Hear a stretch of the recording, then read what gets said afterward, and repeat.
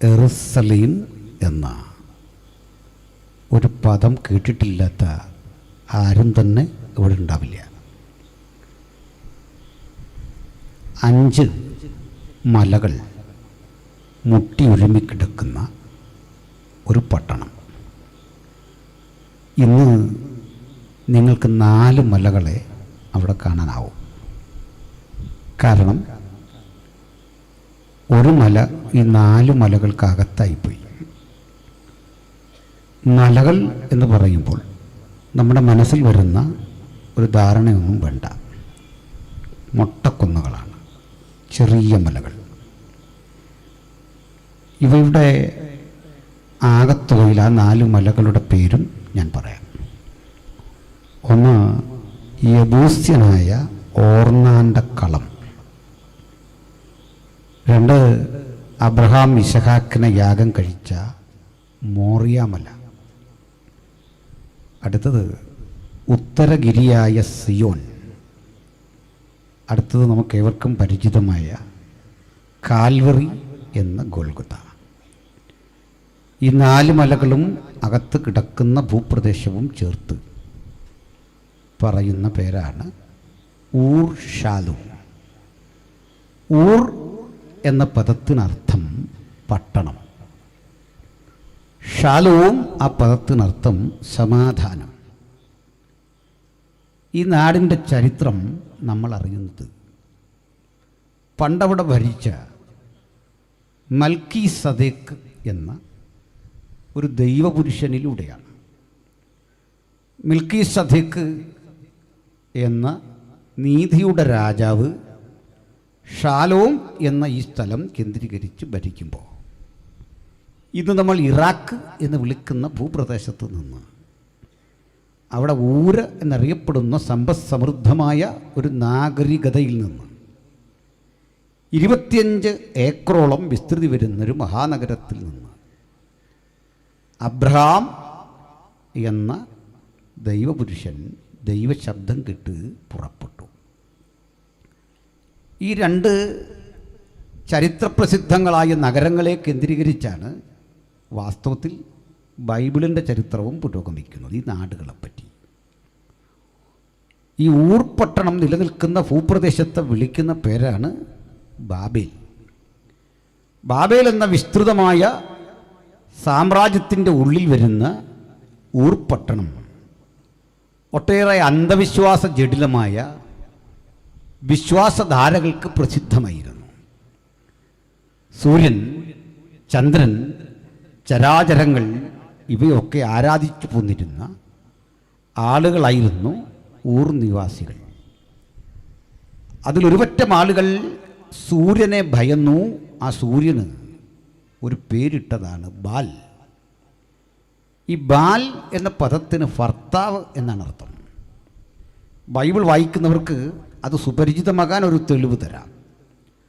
ഹോശേയ പ്രവചനത്തിൽ പറയുകയാണ്, അന്നാളിൽ നിങ്ങൾ എന്നെ ബാലി എന്നാകും വിളിക്കുക. ബാൽ ഭർത്താവ്, ബാലി മൈ ഹസ്ബൻഡ് എന്നർത്ഥം.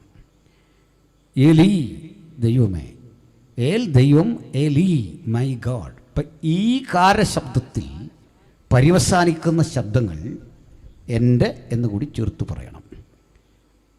ബിനുബാബു പാസ്റ്ററാണോ? ആ, സ്വതന്ത്രം അല്ലല്ലോ. അപ്പോൾ നമ്മുടെ ഒരു പ്രതിയോഗി അതുകൊണ്ട് പറഞ്ഞാണ്. അല്ലല്ലോ. അടുത്ത ദിവസം ഒന്നിച്ചുണ്ടല്ലേ, അവിടെ കാണാം. സ്തോത്രം. അപ്പോൾ ബാലി മൈ ഹസ്ബൻഡ്. അപ്പോൾ ബാൽ എന്ന് പറയുന്ന ഒരു ദേവൻ, സൂര്യൻ, ആ സൂര്യനെ ആളുകൾ ആരാധിച്ചിരുന്നു. എന്നാൽ ചിലർ ഈ സൂര്യനെ ഭയപ്പെട്ടിട്ട് ചന്ദ്രനെ ആരാധിച്ചിരുന്നു. ചന്ദ്രനെ വിളിച്ച പേര് വാത് എന്നായിരുന്നു. നമ്മൾ ഈ വാത് കെട്ടി പോരാടുക എന്നൊക്കെ പറഞ്ഞതല്ല, അത് വേറെ. അത് എനിക്ക് ഈ അടുത്ത കാലത്ത് മനസ്സിൽ എന്തുവാണ് ഇത് പറഞ്ഞ ഒരാളോട് ഞാൻ ചോദിച്ചു, എനിക്കൊന്ന് പറഞ്ഞതാണ് ഈ വാത് കെട്ടി പോരാടി എന്ന് പറഞ്ഞാൽ എന്താണ്. അത് എല്ലാവരും പറയുന്നതായിട്ട് ഞാനും ഇങ്ങനെയൊക്കെ പറയാറുണ്ട്. ഇങ്ങനെയൊക്കെ പറഞ്ഞില്ലേ നമ്മളെ സ്ഥലമാറ്റിക്കളെ, അതാണ് വിഷയം. അപ്പോൾ അതുകൊണ്ട് ഈ ദയയുടെ ദയാണ് വാത്. വാദ് എന്ന ചന്ദ്രദേവൻ, അദ്ദേഹത്തെ ഹുബാൽ എന്ന് ചിലർ വിളിച്ചിരുന്നു. പകൽ അറബികൾക്ക് ഭീകരതയുടേതാണ്, കനത്ത ചൂടിൻ്റെതാണ്. ഉഷ്ണപ്രവാഹങ്ങൾ കൊണ്ട് ഭീതിപ്പെടുന്ന അവർക്ക് രാത്രി ഭയാനകമായ അവസ്ഥ വിട്ടൊന്ന് ശാന്തമാകുന്ന കുളിർമയുടേതാണ്. അതുകൊണ്ട് ചന്ദ്രനെ വർഷിപ്പിക്കായിരുന്നു അവർ. അപ്പം അത് കറങ്ങി തിരിഞ്ഞൊക്കെ നമ്മുടെ നാട്ടിലും ഇതിങ്ങനെ കളിക്കുന്നൊക്കെ ഉണ്ട്. ഈ ഹുബാലിനെ പേരൊക്കെ മാറ്റി വിളിക്കുന്നുണ്ട്. എല്ലാ രാജ്യക്കാരും ബഹുമാനിക്കുന്നുണ്ട്, ആദരിക്കുന്നുണ്ട്. ഈ സൂര്യ ആരാധനയാണ് വാസ്തവത്തിൽ ബാലിൻ്റെത്. നമ്മുടെ വക്കം രാജേഷ് പാസ്റ്റർ പിണങ്ങരുത്, ഞാൻ വരുമ്പോൾ ഒരു നല്ല പാട്ട് കിട്ടും. നല്ല പാട്ടാണ്, സ്വസ്തി എന്ന് പറയുന്നത് തുടങ്ങുന്നത്. നല്ല പാട്ടാണ്, അങ്ങനെ കുഴപ്പമില്ല. ഈ പാട്ടെഴുതിയ ഒരു 50% ONVയുടെ പാട്ട് കോപ്പി അടിച്ചതിൽ വെച്ചിരിക്കുകയാണ്. കേട്ടിട്ടുണ്ടോ? ജെയ്സ് കെക്കെ കേട്ടിട്ടുണ്ടല്ലേ? ആ, സ്വസ്തിധേ സൂര്യ ഹേ സ്വസ്തിധേ സൂര്യ, മറ്റുള്ളവർക്കായി സ്വയം കത്തി എരിയുന്ന സുസ്നേഹമൂർത്തിയാം സൂര്യ, വറ്റാത്ത നിറവാർന്ന നിന്തപ്തദിത്തമം അക്ഷയ പാത്രത്തിൽ നിന്നുറുന്നൊഴുകുന്നൊരിത്തിരി ചുടുവാൽ വെളിച്ചം കുടിച്ചിവിടെ ഈ ചെറിയ ഭൂമിയിൽ ഈ കൊച്ചുവട്ടത്തിൽ ജീവൻ്റെ ഉന്മത്ത നൃത്തം. വിത്തിനെ മഹാവൃക്ഷമാക്കുന്ന വൃക്ഷത്തിൽ വിത്തുകൾ നിറയ്ക്കുന്ന കാറ്റിൻ്റെ കൈകളെടുത്തവയെ അമ്പണത്തലോടി. ഇങ്ങനത് പോവാണ്. അതിനകത്ത് പറയാൻ കാരണം പാട്ടിൻ്റെ മാത്രമല്ല, ഒരു പ്രശ്നമുണ്ട്. പാസ്റ്റും വിത്തിൻ്റെയും ഒക്കെ കഥ പറഞ്ഞു. പാട്ട് എഴുതുന്ന കക്ഷികൾ സ്വന്തം റിസ്കിൽ എഴുതിക്കോണം പാട്ട്. ONV ഗ്രൂപ്പിന് അദ്ദേഹത്തിൻ്റെ വഴിയിൽ വിട്ടേക്കണം.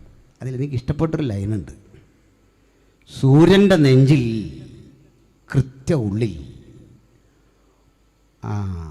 കോറ് എന്ന് പറയുന്ന ഭാഗമില്ല, എൻ്റെ ആ കാമ്പ്, അതിനകത്ത് ഭയങ്കര ഇരുട്ടാണ്, കുറ്റിരുട്ട്, ഒരു ടണൽ പോലെയാണ്. ടണൽ എന്നൊക്കെ കേട്ടാൽ ശ്വാസം മുട്ടാൻ വരട്ടെ. ഒരു 30,000 ഭൂമിയെ വിഴുങ്ങാൻ ശേഷിയുണ്ടാക്കും കുഴലിന്. ചുറ്റും വെളിച്ചമാണ്. മറ്റൊന്നുകൂടി, ഓരോ നാൾ കഴിയും തോറും ഇരുട്ട് കൂടി കൂടി കൂടി കൂടി കൂടി കൂടി വന്നുകൊണ്ടിരിക്കുക. ഇരുട്ട് വെളിച്ചത്തെ വിഴുങ്ങാണ്. ബൈബിൾ പറയാ, സൂര്യൻ കരിമ്പടം പോലെ കറുക്കും, ചന്ദ്രൻ രക്തതുല്യമായി തീരും. ONV ഈ ഉള്ളിൻ്റെ ഉള്ളിലെ ആ ഇരുട്ടെന്താണെന്ന് അന്വേഷിച്ചു. ഇതെങ്ങനെ ഉണ്ടായതാണ്? സൂര്യൻ്റെ ഉള്ളിലൊരു ദ്വാരം, ഒരു ഇരുട്ട്. അദ്ദേഹം ഉത്തരം കണ്ടെത്തിയത് ബൈബിളിൽ നിന്നാണ്. എന്താണെന്ന് അറിയണ്ടേ? ഈ കയീൻ ഹാബേലിനെ കൊന്നപ്പോൾ അത് ആദ്യം കണ്ടത് സൂര്യനാണ്. സൂര്യൻ രക്തം കണ്ട്, മരണം കണ്ട് ഭയന്നപ്പോൾ നെഞ്ചിൽ ഒരു കിടിലമുണ്ടായി. ഒറ്റവാക്കി പറഞ്ഞ അറ്റാക്ക് വന്നാണ്. അന്നുണ്ടായതായി വിള്ളലെന്ന് അനുകൃത്തോട്ടമല്ല ONV പറയുന്നു. കവികൾക്ക് അങ്ങനെ പറയാമല്ലോ, പറ്റില്ലേ? പറ്റിയാലും നമ്മൾ പറഞ്ഞിട്ടൊന്നും കാര്യമില്ല, കവികൾ അങ്ങനെ പറയൂ. കന്നിവയലിൽ എൻ്റെ അനുജനായ ഹാബേലിനെ കൊല്ലുമ്പോൾ ആ രക്തം കണ്ട് കിടുങ്ങിയ നിനക്ക് നിൻ്റെ ഉള്ളിലൊരു വിള്ളലുണ്ടെങ്കിലും നീ ഇന്ന് മരിക്കുന്ന ഇത് അന്യർക്ക് വേണ്ടി എന്ന് പറഞ്ഞ് സൂര്യനെ വർഷിപ്പ് ചെയ്യുകയാണ്. അത് ആരാധനയല്ല. നമ്മൾ ഈ ഫാൻ എന്നൊക്കെ പറയുന്നില്ല, മലയാളത്തിൽ അതിന് വേറെ അർത്ഥമില്ല. ഇപ്പം നമ്മുടെ പ്രസാദ് വാസു പറയുകയാണ്, അത് യേശുദാസിൻ്റെ ഫാനാന്ന് പറഞ്ഞാൽ അതിൽ വിഷമിക്കാനൊന്നുമില്ല. പാട്ടുകാരങ്ങനെയൊക്കെയാണ് അല്ലേ? ആരാധന എന്നല്ല എൻ്റെ അർത്ഥം അല്ലേ? അപ്പോൾ കന്നിവയൽ ഉഴുത് തിനവിതച്ച മണ്ണിൽ ഒന്നിനു 10 എനിക്ക് പകരം തന്ന മണ്ണിൽ ഞാനെൻ്റെ പൊന്നനുജനെ കേവലം കുഞ്ഞാടിനെപ്പോലെ കുരുതി ചെയ്തു. കന്നിവയൽ ഉഴുതു ഞാൻ ആദ്യം വിതച്ച തിന ഒന്നിനു 10 എനിക്ക് പകരം തന്ന മണ്ണിൽ ഞാൻ എൻ്റെ പൊന്നനുജനെ കേവലം കുഞ്ഞാടിനെപ്പോലെ കുരുതു ചെയ്ത നീണം കണ്ടു വിതയറ്റവേ ഹേ സകല സാക്ഷി. നിൻ നെഞ്ചറ്റ കിടിലമൊരു വിള്ളലായതു നിന്നിൽ ഇന്നുമുണ്ടെങ്കിലും നീ ഇന്നു മെരിയുന്നിതന്യർക്കു വേണ്ടി. നമുക്ക് വേണ്ടി എരിയുന്ന സൂര്യനെ നമിക്കുന്ന ഒരു സംസ്കാരം പൗരാണിക ഇന്ത്യയിലുണ്ടായിരുന്നു. അതുപോലെ ബാബിലോണിൽ സൂര്യ നമസ്കാരം ഉണ്ടായിരുന്നു. പക്ഷെ ബൈബിൾ പറഞ്ഞു, ഇങ്ങനെ നമസ്കാരികളായ ആളുകളോടൊക്കെ പറഞ്ഞു, പകൽ വാഴുവാൻ സൂര്യനെ, രാത്രി വാഴുവാൻ ചന്ദ്രനെ. ഇതിൽ ബാബിലോൺ മൊത്തത്തിൽ സൂര്യന് സമർപ്പിച്ചതെങ്കിൽ അതിലെ ഊർപ്പട്ടണം നാനാർ എന്ന് വിളിക്കുന്ന ചന്ദ്രദേവതയ്ക്ക് സമർപ്പിച്ച പട്ടണമാണ്. അവിടെ 318 അഭ്യാസികളും ധാരാളം കൃഷിയിടങ്ങളും വസ്തുവകകളും ആടുമാടുകളും മൃഗസമ്പത്തുമൊക്കെ കൊണ്ടു കഴിഞ്ഞ ഈ അബ്രഹാം ഒരു ദിവസം ഒരു ശബ്ദം കേട്ടു. അബ്രഹാമേ എന്നൊരു ശബ്ദം കേട്ടു. ആ ശബ്ദത്തിൻ്റെ ഉടമ ഒരു സ്ഥലം കാട്ടിക്കൊടുത്തു. കാണിപ്പാനിരിക്കുന്ന ദേശം ഒരു ദർശനം കൊടുത്തു.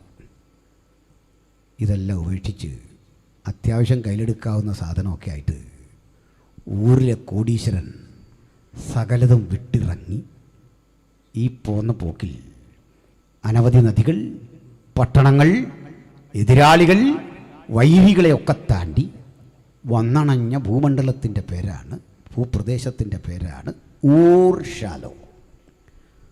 ഊർഷാലോമിലെത്തുമ്പോൾ അവിടെ ഭരിച്ചിരുന്ന മൽക്കീസദേക്ക് എന്ന ദൈവപുരുഷൻ അബ്രഹാമിനെ കൈക്കൊണ്ടു സൽക്കാരമൊക്കെ നടത്തി. അബ്രഹാം വെട്ടിപ്പിടിച്ച മണ്ണിൽ യുദ്ധമുതലുകളൊക്കെ മൽക്കീസദേക്കിന് പങ്കിട്ടു. അവിടെ നിന്നാണ് നമ്മളറിയുന്ന ഈ യെരുസലേമിൻ്റെ ചരിത്രം പിറവി കൊള്ളുന്നത്. ഈ പേരിൻ്റെ അർത്ഥം സമാധാനത്തിൻ്റെ പട്ടണം. സമാധാനത്തിൻ്റെ പട്ടണമെന്ന് പേരുണ്ടെങ്കിലും ഏതാണ്ട് 500-ൽ പരം ഏറ്റുമുട്ടലുകൾ, ലക്ഷക്കണക്കിന് മനുഷ്യരുടെ ചോര വീണ് എന്നും കലുഷിതമായ മണ്ണ്, ലോകപ്രസിദ്ധരായ സാമ്രാട്ടുകളൊക്കെ വാഹനമോടിച്ച് കുതിരകളെ പായിച്ച് അവരുടെ ആധിപത്യം ചെലുത്തിയ മണ്ണ്.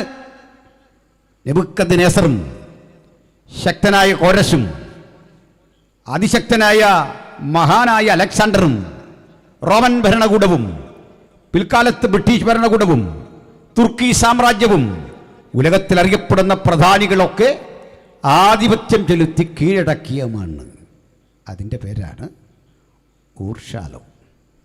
സമാധാനത്തിൻ്റെ പട്ടണമെന്ന് പേരിട്ടിട്ട് നമ്മളെ വിഷമിപ്പിക്കുന്നൊരു കാര്യം സങ്കീർത്തനക്കാരൻ പറയാണ്, യെരുസലേമിൻ്റെ സമാധാനത്തിനായിട്ട് പ്രാർത്ഥിക്കണം. സമാധാനത്തിൻ്റെ പട്ടണത്തിലൊരു സമാധാനം വരാൻ. അന്ന് മുതലാണ് ഞാനൊരു കാര്യം പഠിച്ച്, ചില സഭകൾക്കൊക്കെ ശാലയും എന്ന് പേരുണ്ട്. അടി കാരണം ആ വഴി പോകണ്ട. ചില വീടിന് കാണും ശാലയും നിവാസ്, ആ വഴി പോകാനൊക്കത്തിലാർക്കും. ആ പേരങ്ങ് മാറ്റിക്കോണം, അതേ രക്ഷയുള്ളൂ. പേരൊക്കെ നല്ലതാണെങ്കിലും യെരുസലേമിലൊന്നും അടിയ. ഒത്തിരി സംഭവങ്ങൾ അവിടെ ഉണ്ട്. അതിൽ ഈ പറയപ്പെട്ട വിഷയത്തിലേക്ക് ഞാനൊന്ന് വരാം. ഈ ഭൂപ്രദേശത്തിൻ്റെ അതിര് ഒന്നുകൂടി ഒന്ന് വ്യക്തമാക്കണം. 5 മലകൾ മുട്ടിയുരുമിക്കിടക്കുന്ന ഭൂപ്രദേശം, അതും ഒരു മലയായി ഒന്നായി വന്ന് ഒരു താഴ്വരയിൽ തീരും. ഒരു മലയുടെ 5 പിരിവുകളെന്നോ അതിൻ്റെ ഉപഭാഗങ്ങളെന്നൊക്കെയോ പറയാം. ഈ 5 മലകളും ചെറുതാണ്, ഞാൻ പറഞ്ഞല്ലോ. അതിലൊന്നാണ് നമ്മുടെ ഗോൽഗൊഥ എന്ന കാൽവറി. ഈ കാൽവറി എന്ന ഗോൽഗൊഥയ്ക്ക് ഒരു 20 അടി പൊക്കത്തിൽ കൂടുതലില്ല. നമ്മുടെ ഈ സ്റ്റേജിനേക്കാൾ ഒരു 5 അടി പൊക്കം കൂടെയൊക്കെ കൂടുതൽ. ചെറിയൊരു കുന്നാണ്, അത്രേ ഉള്ളൂ. നമ്മൾ ഗ്രഹിച്ച പോലെ വലിയൊരു മലയൊന്നുമല്ല. മനസ്സിലായോ? ഇത് ഞാൻ സഹോദരന്മാരെ ഉദ്ദേശിച്ച് പറഞ്ഞല്ല, സഹോദരിമാർക്കും ഉണർവ് പ്രസംഗർക്കും വേണ്ടി പറഞ്ഞാണ്. കാരണം അവർ ഈ കാൽവറി എന്നോ ഗോൽഗൊഥ എന്നോ മര്യാദയ്ക്ക് പറയാതെ കാൽവറി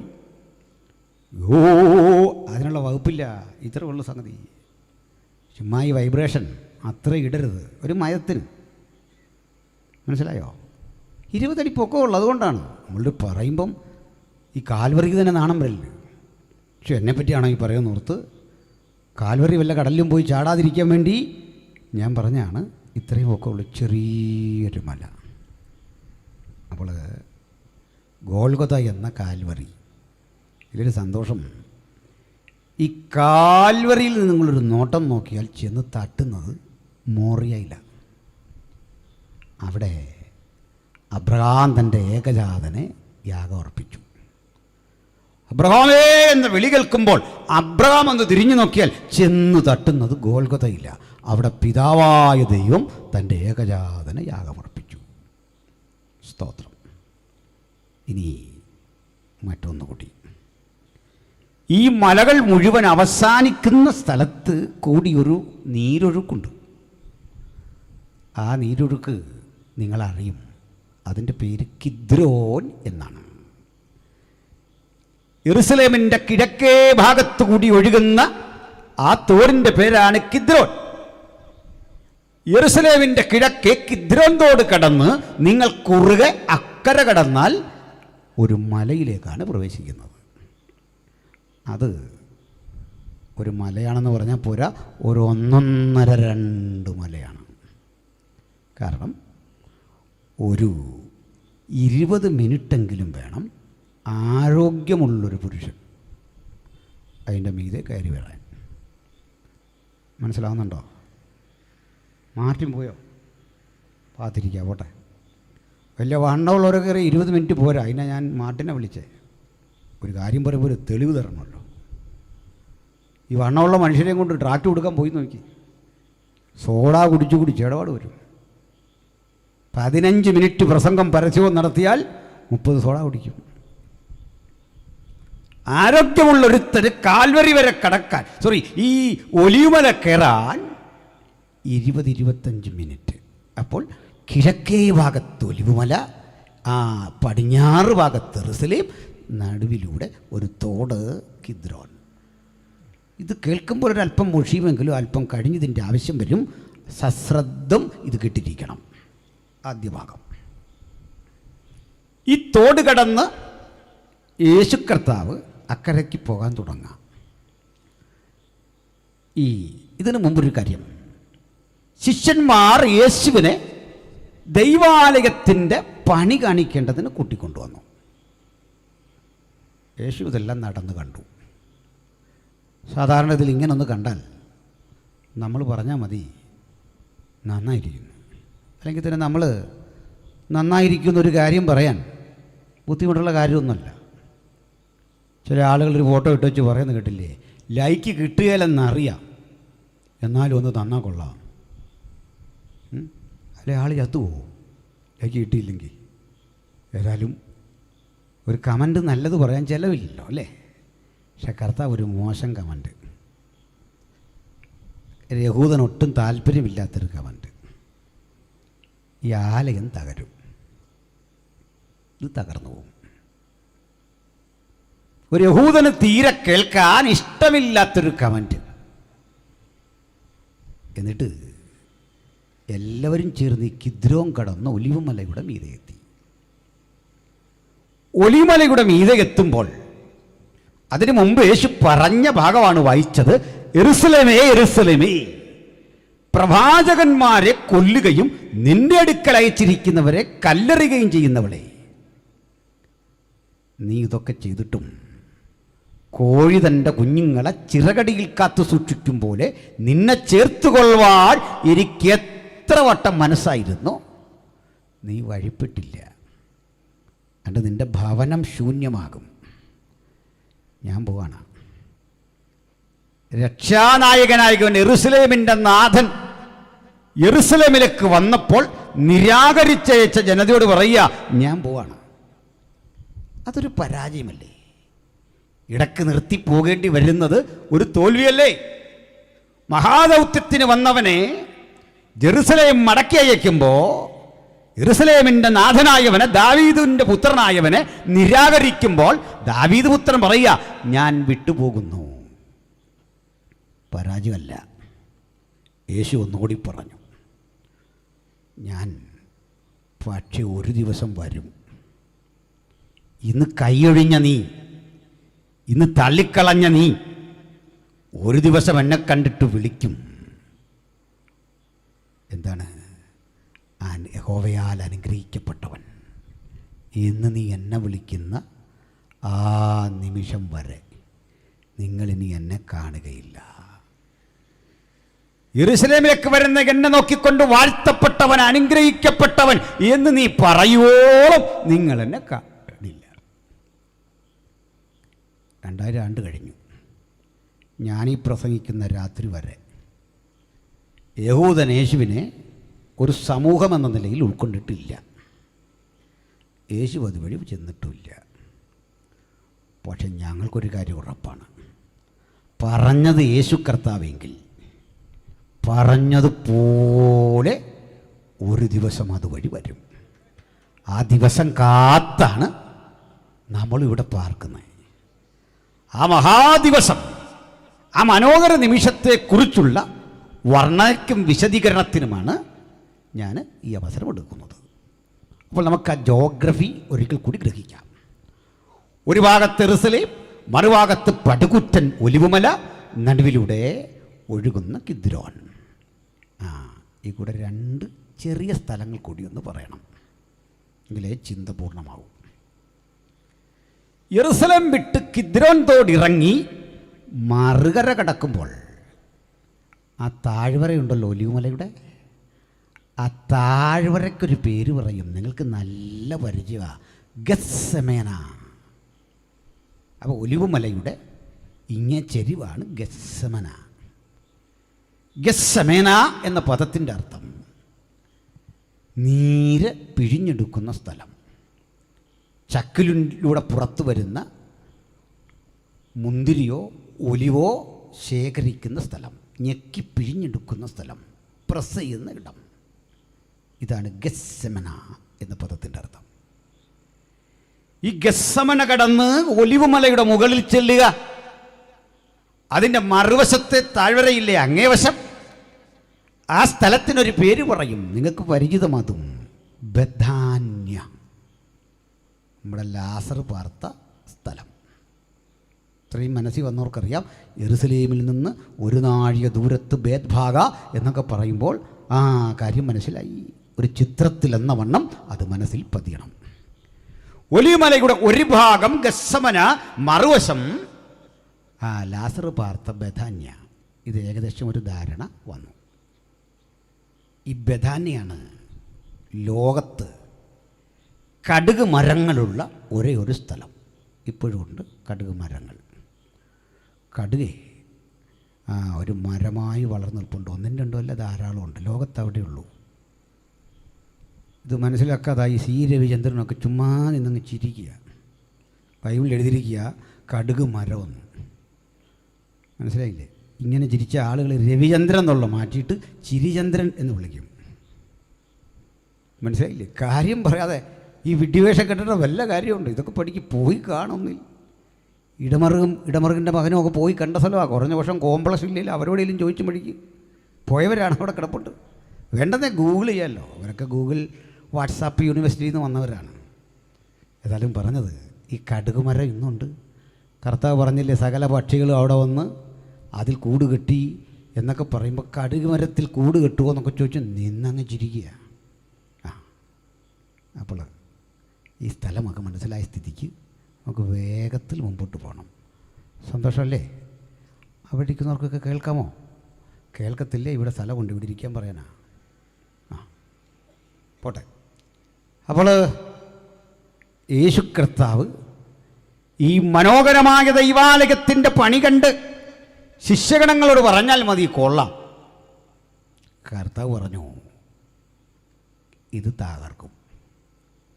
എന്നിട്ട് യേശു ശിഷ്യന്മാരും ഒലിവുമലയുടെ മുകളിൽ വരുമ്പോൾ ശിഷ്യന്മാരിൽ ഒരുവൻ അടുത്ത് വന്ന് അവനോട് അത് എപ്പോൾ സംഭവിക്കും? ഏതാ 20 മിനിറ്റ് മുമ്പ് പറഞ്ഞ കാര്യം താഴെ വച്ച്. അവിടുത്തെ വരവിനും യുഗാവസാനത്തിനും അടയാളം എന്തെന്ന് പറഞ്ഞു തരയണം. ലോകാവസാനം അല്ല ശരി പ്രയോഗം, യുഗാവസാനം. എസ്കാറ്റോസ്, അന്ത്യകാലത്തിനും അടയാളമെന്തെന്ന് പറഞ്ഞു തരണം. ഇത്രയും ചോദിച്ചപ്പോൾ ഒരു നീണ്ട പ്രഭാഷണമാണ് പുറത്തേക്ക് വരുന്നത്. ആ പ്രഭാഷണത്തെ വേദജ്ഞാനികൾ വിളിക്കുന്ന പേരാ ദ ഒലിവറ്റ് ഡിസ്കോസ്, ഒലിവുമല പ്രസംഗം. Olivet discourse ചരിത്രപ്രസിദ്ധമാണ്. മത്തായി 24, മാർക്കോസ് 13, ലൂക്കോസ് 21 ഈ ഒലിവുമല പ്രഭാഷണം കൃത്യമായി 3 സുവിശേഷകരും എഴുതിയിരിക്കുക. ഈ കൃത്യമായ വാക്കുകൾ, വചനങ്ങൾ, ആശയങ്ങൾ കൃത്യമായി പറഞ്ഞിട്ട് അപ്പോസ്തലന്മാർ പറയുക, യേശുവിൻ്റെ വാക്കുകൾ എടുത്തിട്ട് പറയുക, അന്ന് ഈ ദേവാലയം കല്ലിന്മേൽ കല്ല് ശേഷിക്കാതെ തകരുന്ന കാലത്തെ ഞാൻ ക്രിസ്തുവെന്ന പേർ പറഞ്ഞുകൊണ്ട് നിങ്ങളുടെ അരികിൽ പലരും വരും, വഞ്ചിക്കപ്പെടാൻ പാടില്ല. എന്താ ഇതിൻ്റെ അർത്ഥം എന്നറിയണ്ട. ഇത് തന്നെയാണ് ഇതിൻ്റെ പ്രത്യേകത. നമ്മുടെ നാട്ടിൽ എത്രയോ ആളുകൾ അവർ ക്രിസ്തുവാന്ന് പറഞ്ഞ് വന്നിട്ടുണ്ട്. ഇപ്പോഴും വരും, ഇനിയും വരും. പക്ഷേ നമ്മൾ ഇത്രയും നാളായിട്ട് ആരെങ്കിലും ഞാൻ ആ സോക്രട്ടീസ് എന്ന് പറഞ്ഞു വന്ന് കണ്ടിട്ടുണ്ടോ? ഉണ്ടോ? നമ്മളാരെങ്കിലും കേട്ടിട്ടുണ്ടോ ഞാനാണ് മരിച്ചുപോയി ലോക്കൽ അപ്പച്ചനൊക്കെ വരാറുണ്ട്. അപ്പാപ്പനാണ് വന്നിരിക്കുന്നത്, അമ്മച്ചിയാണ് വന്നിരിക്കുന്നത്, വടിയിടിക്കുന്നത് കേട്ടപ്പോഴേ മനസ്സിലായി അതുണ്ട്. പക്ഷേ ഏതെങ്കിലും ഒരു വ്യക്തി വന്നിട്ട് പറയാറുണ്ടോ ഞാനാണ് ഗാന്ധിജി? പറയില്ല. ഞാനാണ് ബുദ്ധൻ. എന്താ പറയാത്തേ? എത്രയോ മനുഷ്യർ മണ്ണടിഞ്ഞതാണ്. ഇതൊക്കെ ഞാനാണെന്ന് പറയാത്തതിൻ്റെ കാര്യം അറിയാം. തട്ടിപ്പുകാരെല്ലാം പറയുന്നത് എന്താ? യേശുവാണ് ഞാൻ. ഇപ്പോൾ ചോദ്യം ചെയ്ത് ഇവന് തന്നെ അറിയാം പറയാൻ കൊള്ളാവുന്നൊരു പേര് യേശുവിൻ്റെയാണ്. അത് അവന് തന്നെ അറിയാം. ഹല്ലേലൂയ. തന്നെയല്ലാതെ ഈ പ്രവചനത്തിന് നിവൃത്തിയാ ഞാൻ ക്രിസ്തു ആകുന്നു എന്ന് പറഞ്ഞ് പലരും വരുമെന്ന്. സ്തോത്രം. ഹല്ലേലൂയ. അപ്പോൾ പിന്നെയും പറഞ്ഞു, യെരൂശലേം തകർന്നോട് ബന്ധപ്പെട്ട് പറയുക, ജാതികൾ യെരൂശലേമിനെ വളഞ്ഞിരിക്കുന്നത് കാണുമ്പോൾ അതിൻ്റെ ശൂന്യകാലം അടുത്തിരിക്കുന്നു എന്ന് നിങ്ങൾ മനസ്സിലാക്കണം. അന്ന് യഹൂദ്യയിലുള്ളവർ മലമുകളിലേക്ക് ഓടിപ്പോകട്ടെ. നിങ്ങളുടെ ഈ ഓടിപ്പോക്ക് ഒരു ശബത്തിലോ മഞ്ഞുകാലത്തോ ആകാതിരുന്നാൽ കൊള്ളാം.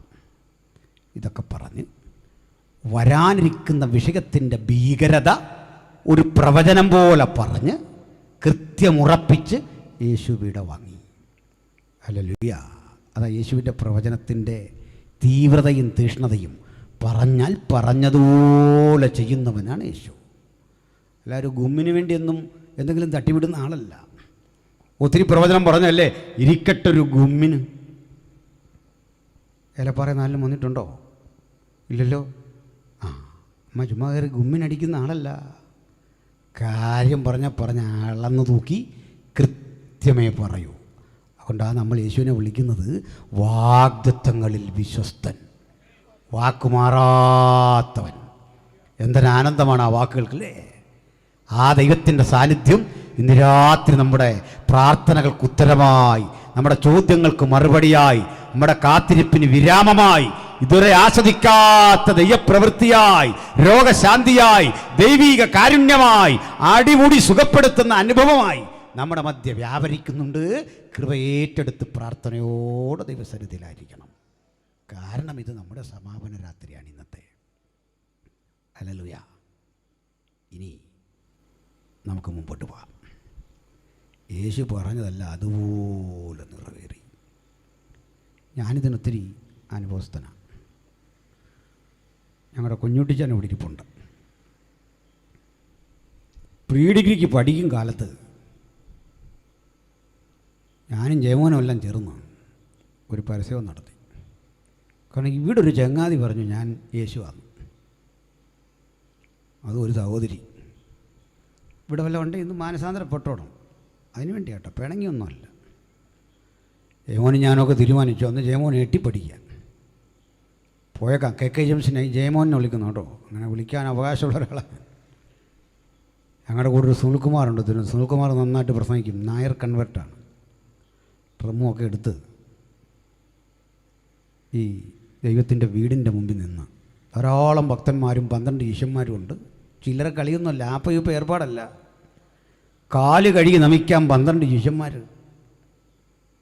അയാൾ അതിൻ്റെ ഫ്രണ്ടിൽ ചെന്ന് നിന്ന് അന്നത്തെ വിവരവും ബോധമൊക്കെ അല്ലേ, ഇന്നെങ്ങാണ്ട് വിവരമുണ്ടോ?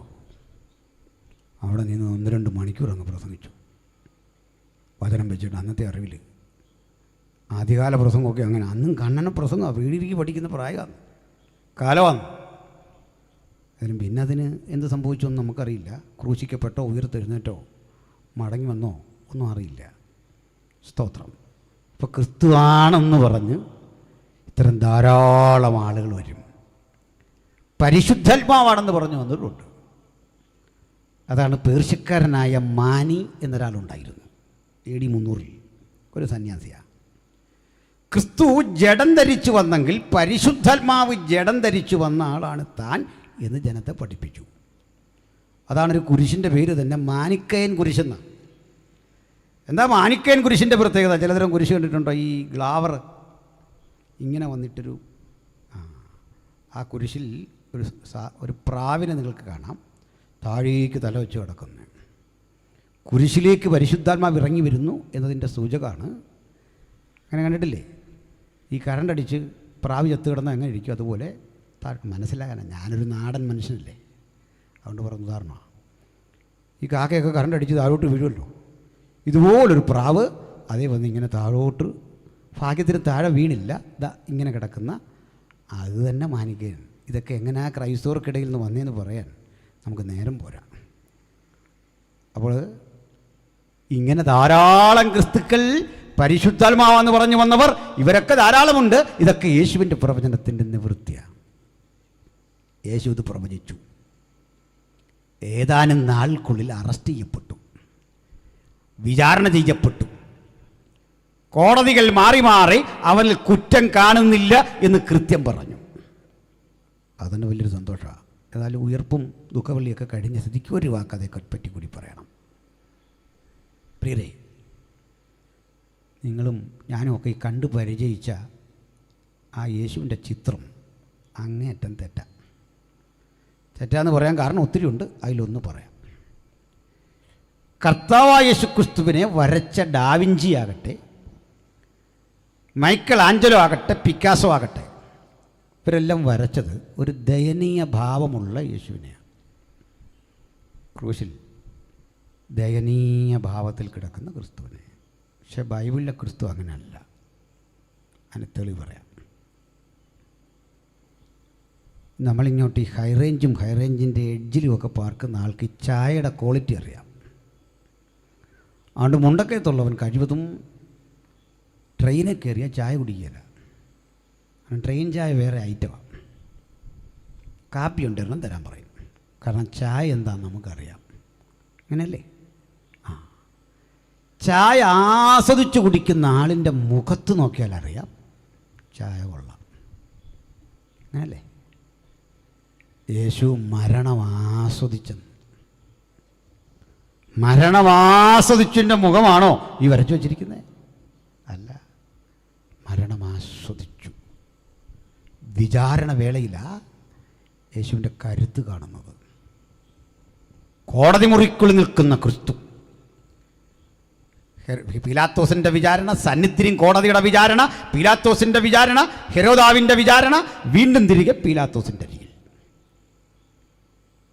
പീലാത്തോസ് ഒരു മദ്യപാനിയായിരുന്ന ചരിത്രം. അദ്ദേഹം യഹൂദനല്ല, റോമക്കാരനാണ്. ഒരു രാജാവ് ഉള്ളപ്പോൾ തന്നെ ഭരണകൂടം ഒരു ഗവർണറെ ആക്കി വെക്കുന്ന പതിവ് പണ്ടുകൊണ്ട് ഇപ്പോഴും ഉണ്ട്. ആ ഗവർണർ മദ്യപിക്കും, വേറെ ഗവർണർമാർ ഹാൻസ് വെക്കും. അത്രയും വ്യത്യാസമുള്ളൂ. പിടിയോ? ചെറിയ വ്യത്യാസമൊക്കെ ഉള്ളൂ.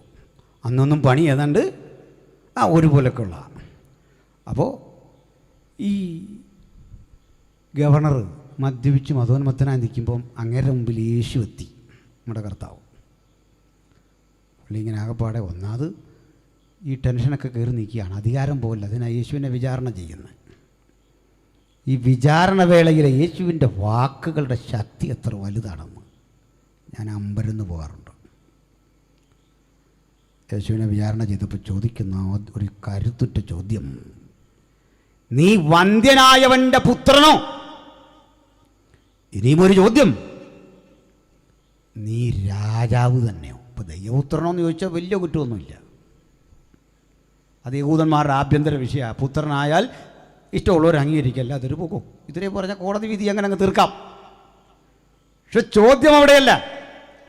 നീ ജൂതന്മാരുടെ രാജാവെന്ന് പറഞ്ഞു, ഇതാ ചോദ്യം. ആണെന്ന് പറഞ്ഞ ശിക്ഷ ഉറപ്പാണ്. കാരണം അത് വിഘടനവാദമാണ്. വേറൊരു രാജ്യമുണ്ടാക്കാനുള്ള ശ്രമമാണ്.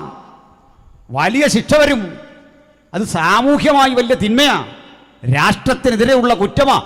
ഈ കുറ്റം വിചാരണ ചെയ്യാൻ അങ്ങോട്ടൊരു ചോദ്യം ചോദിക്കുമ്പോൾ ഉത്തരം പറയേണ്ടത് എങ്ങനെ? കർത്താവ് റോമക്കാരെ അട്ടിമറിച്ച് അവിടെ പിടിക്കാൻ ശ്രമിച്ച ആളാണോ? അല്ല. അങ്ങനെ പോയിട്ടൊരു സെൻറ്റർ അട്ടിമറിച്ച് പിടിക്കാൻ പോലും ഒരു ശ്രമവും നടത്താത്ത ആളിനെയാണ് റോമൻ ഭരണകൂടം അട്ടിമറിക്കാൻ ശ്രമിച്ചു എന്ന വിചാരണ നടത്തി കൊണ്ട് പ്രതിക്കൂട്ടി നിർത്തിയിരിക്കുക. അവിടെ പറഞ്ഞാൽ മതി. പീലാത്തോസിൻ്റെ ചോദ്യം, നീ രാജാവ് തന്നെയോ? മറുപടി ഞാൻ പറയണം, അച്ഛാ ഞാൻ രാജാവൊന്നുമല്ല. പിന്നെ ഒരു പ്രസംഗത്തിലൊരു ആവേശം വന്നപ്പോൾ ഞാൻ രാജാവെന്നൊക്കെ പറഞ്ഞിട്ടുണ്ട്. അത് മൂലഭാഷയെ രാജാവിന് എത്രയോ അർത്ഥമുണ്ട് അച്ഛാ. വീട്ടിലിരിക്കുമ്പോൾ എനിക്ക് ചിലപ്പോൾ രാജാവാന്നൊക്കെ തോന്നാറുണ്ട്. അത് ഞാനൊന്ന് പറഞ്ഞു പോയി. അച്ഛൻ തന്നെയാണ് രാജാവ്. ആ രാജകല കണ്ടില്ലേ, എന്തൊരു സുന്ദരമാണ് മുഖം. ഇത്രയും പറയുമ്പോഴേ പീലാത്തോസ് പറയും, ആ പൊക്കോളാൻ, കേസ് വന്നതിന് ഫൈനും അടിക്കും. കാരണം എൻ്റെ രാജ്യം ഐഹികമല്ലെന്ന് ഞാൻ 100 വട്ടം പ്രസംഗിച്ചിട്ടുണ്ട്, തെളിവിന് ആളുണ്ടേ. പക്ഷെ യേശു എന്ന വ്യക്തിത്വത്തിന് വാക്ക് പിൻവലിച്ചുകൂടാ. പറഞ്ഞാൽ പറഞ്ഞതാണ്. വിചാരണക്കോടതിക്കുള്ളിൽ നിന്നുകൊണ്ട് പീലാത്തോസ് ചോദിക്കുന്ന ചോദ്യം, ഓ യേശുസ് നാസറിൻ, നസ്രായനായ യേശുവേ, ഓഹൈ മീ ബെസേലിയൂസ് യേശുസ്, നീ ബെസേലിയൂസ് ആണോ? നീ രാജാവാണോ? എന്തു പറയണം മറുപടി? ഏയ് അല്ല പീലാത്തോസേ. അവിടെ നിന്ന് യേശു പറഞ്ഞു, ഏയ് മീ പീലാത്തോസ്, ഞാനാകുന്നു. കോടതി മുറിക്കുള്ളിലെ ആ ചങ്കുറപ്പിൻ്റെ പേരാ ക്രിസ്തു. ആ കരുത്തിൻ്റെ പേരാ ക്രിസ്തു. ആ ധൈര്യത്തിൻ്റെ പേരാ ക്രിസ്തു. അടുത്ത നിമിഷം ക്രൂശ് ചുമക്കുമെന്ന് ഉത്തരവിടാൻ പോകുന്നവൻ്റെ വാക്കുകളെ ഭയമില്ലാതെ നെഞ്ചും നെറ്റിയും കാട്ടിക്കൊണ്ട് നിവരെ നിന്നവൻ്റെ ശക്തിയാ ഇന്ന് രാത്രി ഇവിടെ വ്യാപരിക്കുന്നെങ്കിൽ, ആ ഒരു ശക്തി ശരീരത്തിൽ വ്യാപരിച്ചാൽ രോഗം മാറും, ക്ഷീണം മാറും, പ്രതിസന്ധി മാറും. അതിജീവനത്തിന്റെ പുത്തൻ ബലത്തോടെ നാമും കൂടുതൽ കരുത്തരാകും. അതിന് പ്രായം തടസ്സമല്ല, ക്ഷീണം തടസ്സമല്ല, ഞെരുക്കം തടസ്സമല്ല, ഇല്ലായ്മകൾ തടസ്സമല്ല. എൻ്റെ ക്രിസ്തുവെന്നിൽ വാഴുന്നു, അവനിൽ ജീവിക്കുന്നു, അവിടുത്തെ ചൈതന്യം എന്നിൽ ആവസിക്കുന്നു എന്ന ബോധ്യമുണ്ടെങ്കിൽ നമ്മൾ അതിജീവിക്കും. ഈ നിർണായക ഘട്ടത്തിലാണ് ഈ ധൈര്യം വേണ്ടേ. ചില ആളുകളൊക്കെ ഈ ടൗണിൽ പോയി നല്ലപോലെ തല്ലി മേടിച്ച് കെട്ടിയിട്ട് വീട്ടിൽ വന്നിരുന്ന് ഭയങ്കര ചീത്ത കണ്ടിട്ടില്ലേ? ചില ആൾ വലിയ വഴക്കുണ്ടാകുന്ന പറഞ്ഞല്ലോ, എന്നെ പിടിക്കരുത് കേട്ടോ, എന്നെ പിടിക്കരുത്, എന്നെ പിടിക്കരുത്. ആരും പിടിച്ചിട്ടില്ല. നമ്മളീ പിടിച്ചേക്കുന്നുണ്ട്, ആ പുള്ളി ആരും പിടിച്ചിട്ടില്ല. നാട്ടിൽ ചെന്നതെല്ലാം മേടിച്ച് കെട്ടിയിട്ട് പറയുക, എന്നെ പിടിക്കരുത്. ചെല്ലു പറയോ, നിങ്ങളെ ഇന്നലെ എടുത്തിട്ട് കളിക്കുന്നുണ്ടല്ലോ, അതേ എൻ്റെ നടു ചെറുതായിട്ടൊന്ന് വെട്ടി, ഇല്ല ഞാൻ കാണിച്ചു കൊടുക്കാമായിരുന്നു. പെട്ടെന്ന് തന്നെ ഇവിടെ ഒരു മിന്നൽ പോലെ വന്നു. വലിയ അഭ്യാസിയൊക്കെ ചെയ്യുന്ന പരിപാടിയാണ്. നമ്മുടെ നാട്ടിൽ നിന്നൊരു അഭ്യാസി അച്ഛൻ പണ്ട് ഒരു നാടിനെ മുഴുവൻ വെല്ലുവിളിച്ച് അവിടെ ചെന്നു. അവരെല്ലാം കൂടെ എടുത്തിട്ട് അങ്ങ് പെരുക്കി. തല അത് പിന്നെ കുനിഞ്ഞിരിക്കുന്നു.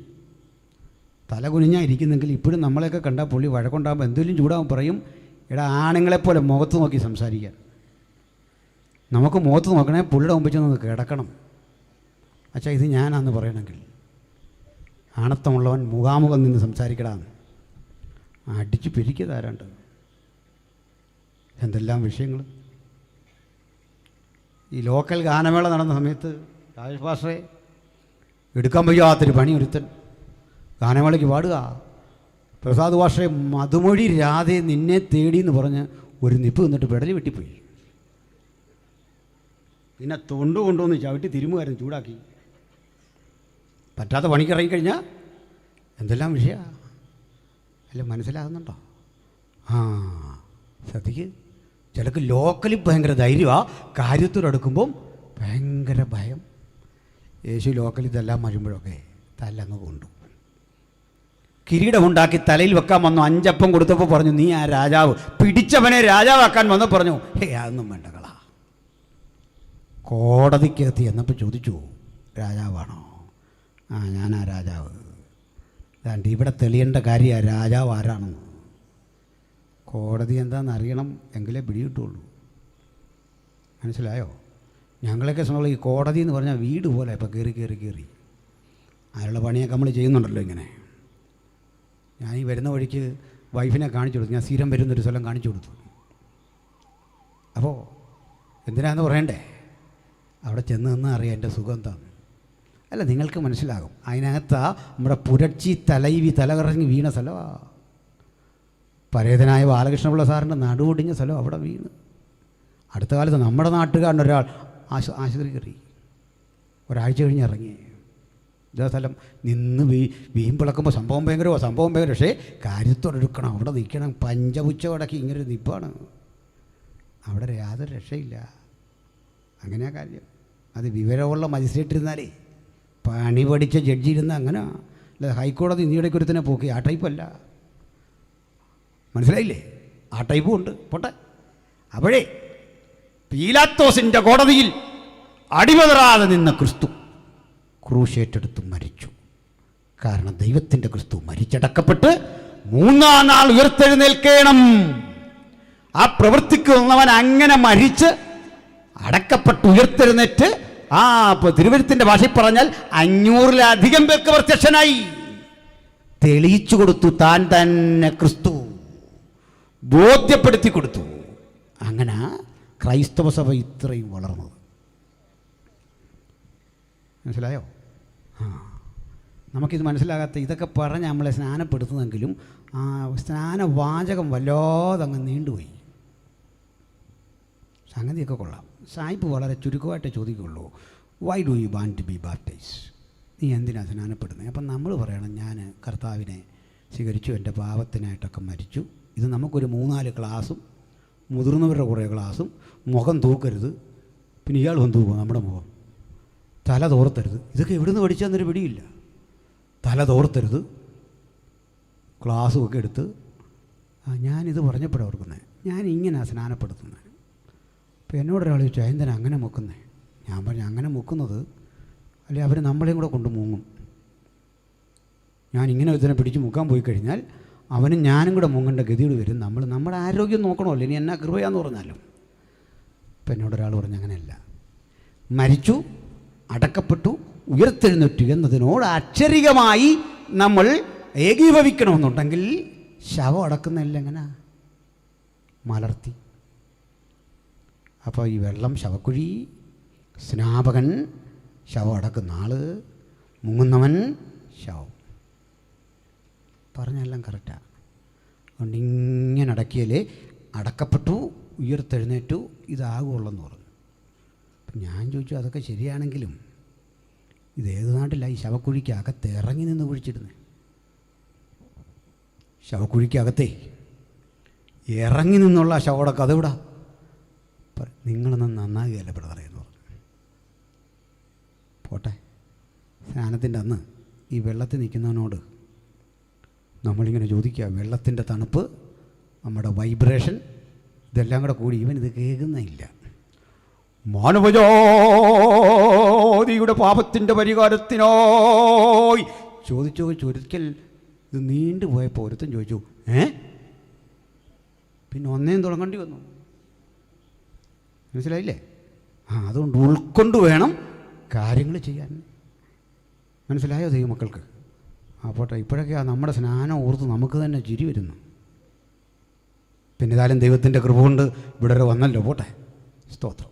അപ്പോഴേ അന്ന് യേശു മരിച്ചു, അടക്കപ്പെട്ടു, ഉയർത്തെഴുന്നേറ്റു, പ്രത്യക്ഷനായി, പിതാവിൻ്റെ മഹിമയുടെ വലത്തുഭാഗത്ത് നമുക്ക് വേണ്ടി മാധ്യസ്ഥമണയ്ക്കുന്നു ദൈന്നും. ഇതിന് ശേഷം കഷ്ടിച്ചൊരു 40 ആണ്ടുകൾ കഴിഞ്ഞു. AD 29-30 ഒരു ഏപ്രിൽ മാസത്തിൻ്റെ മധ്യാഹ്നത്തിൽ വച്ച് യേശു പ്രവചിച്ചതുപോലെ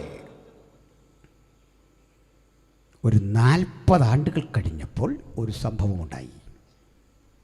രാജ്യം ഭരിക്കുന്ന റോമൻ ഭരണകൂടത്തിൻ്റെ സർവ്വസൈന്യാധിപനായിരുന്ന ടൈറ്റസ് കൈസർ, ഈ കൈസർ എന്ന സ്ഥാനപ്പേര് വരുന്നത് രാജാവിനാണ്. ടൈറ്റസ് അന്ന് സേനാനായകനാണ്. കാലമേറെ കഴിഞ്ഞ് അയാളും ചക്രവർത്തിയായി. അതുകൊണ്ടാണ് കൈസർ എന്നുള്ള പേര് വന്നത്. അല്ല, നമ്മളിടുന്ന പോലെ എളുപ്പമല്ല അന്ന് കൈസർ എന്നിടാൻ. മനസ്സിലായില്ലേ? ഞാൻ ഒത്തിരി നേരം കൈസർ കൈസർ എന്ന് പറഞ്ഞാൽ അവനിഞ്ഞ് വരും. അതുകൊണ്ട് ഞാനതങ്ങ് വിടുക, പോട്ടെ. അത് തന്നെ പഠിക്കേണ്ട ഒരു കാര്യമാണ്. ഒരു കാലത്ത് 5000 മൈൽ നീളത്തിൽ 4000 മൈൽ വീതിയിൽ ഏകഛത്രാധിപതിയായി വിലസി ലക്ഷക്കണക്കിന് കുരിശ് തീർത്ത് യേശുവിനും കുരിശ് തീർത്തവൻ്റെ പേരിന്ന് നായ്ക്കുട്ടിക്കാന്നുള്ളത് ഓർക്കണം. മനസ്സിലായില്ലേ? അതൊക്കെ കാലത്തിൻ്റെ ഒരു നീതിയല്ലേ? പോട്ടെ, സ്തോത്രം. ഇവിടെ അങ്ങനെ AD 70 മഹാനായ ടൈറ്റസ് യെരുസലേം പിടിക്കാൻ വന്നു. ഒലിവുമലയുടെ മുകളിൽ ക്യാമ്പ് ചെയ്തു. യെരുസലേമിന് ചുറ്റും സൈന്യത്തെ വിന്യസിച്ചു. മുന്നറിയിപ്പ് കൊടുത്തു.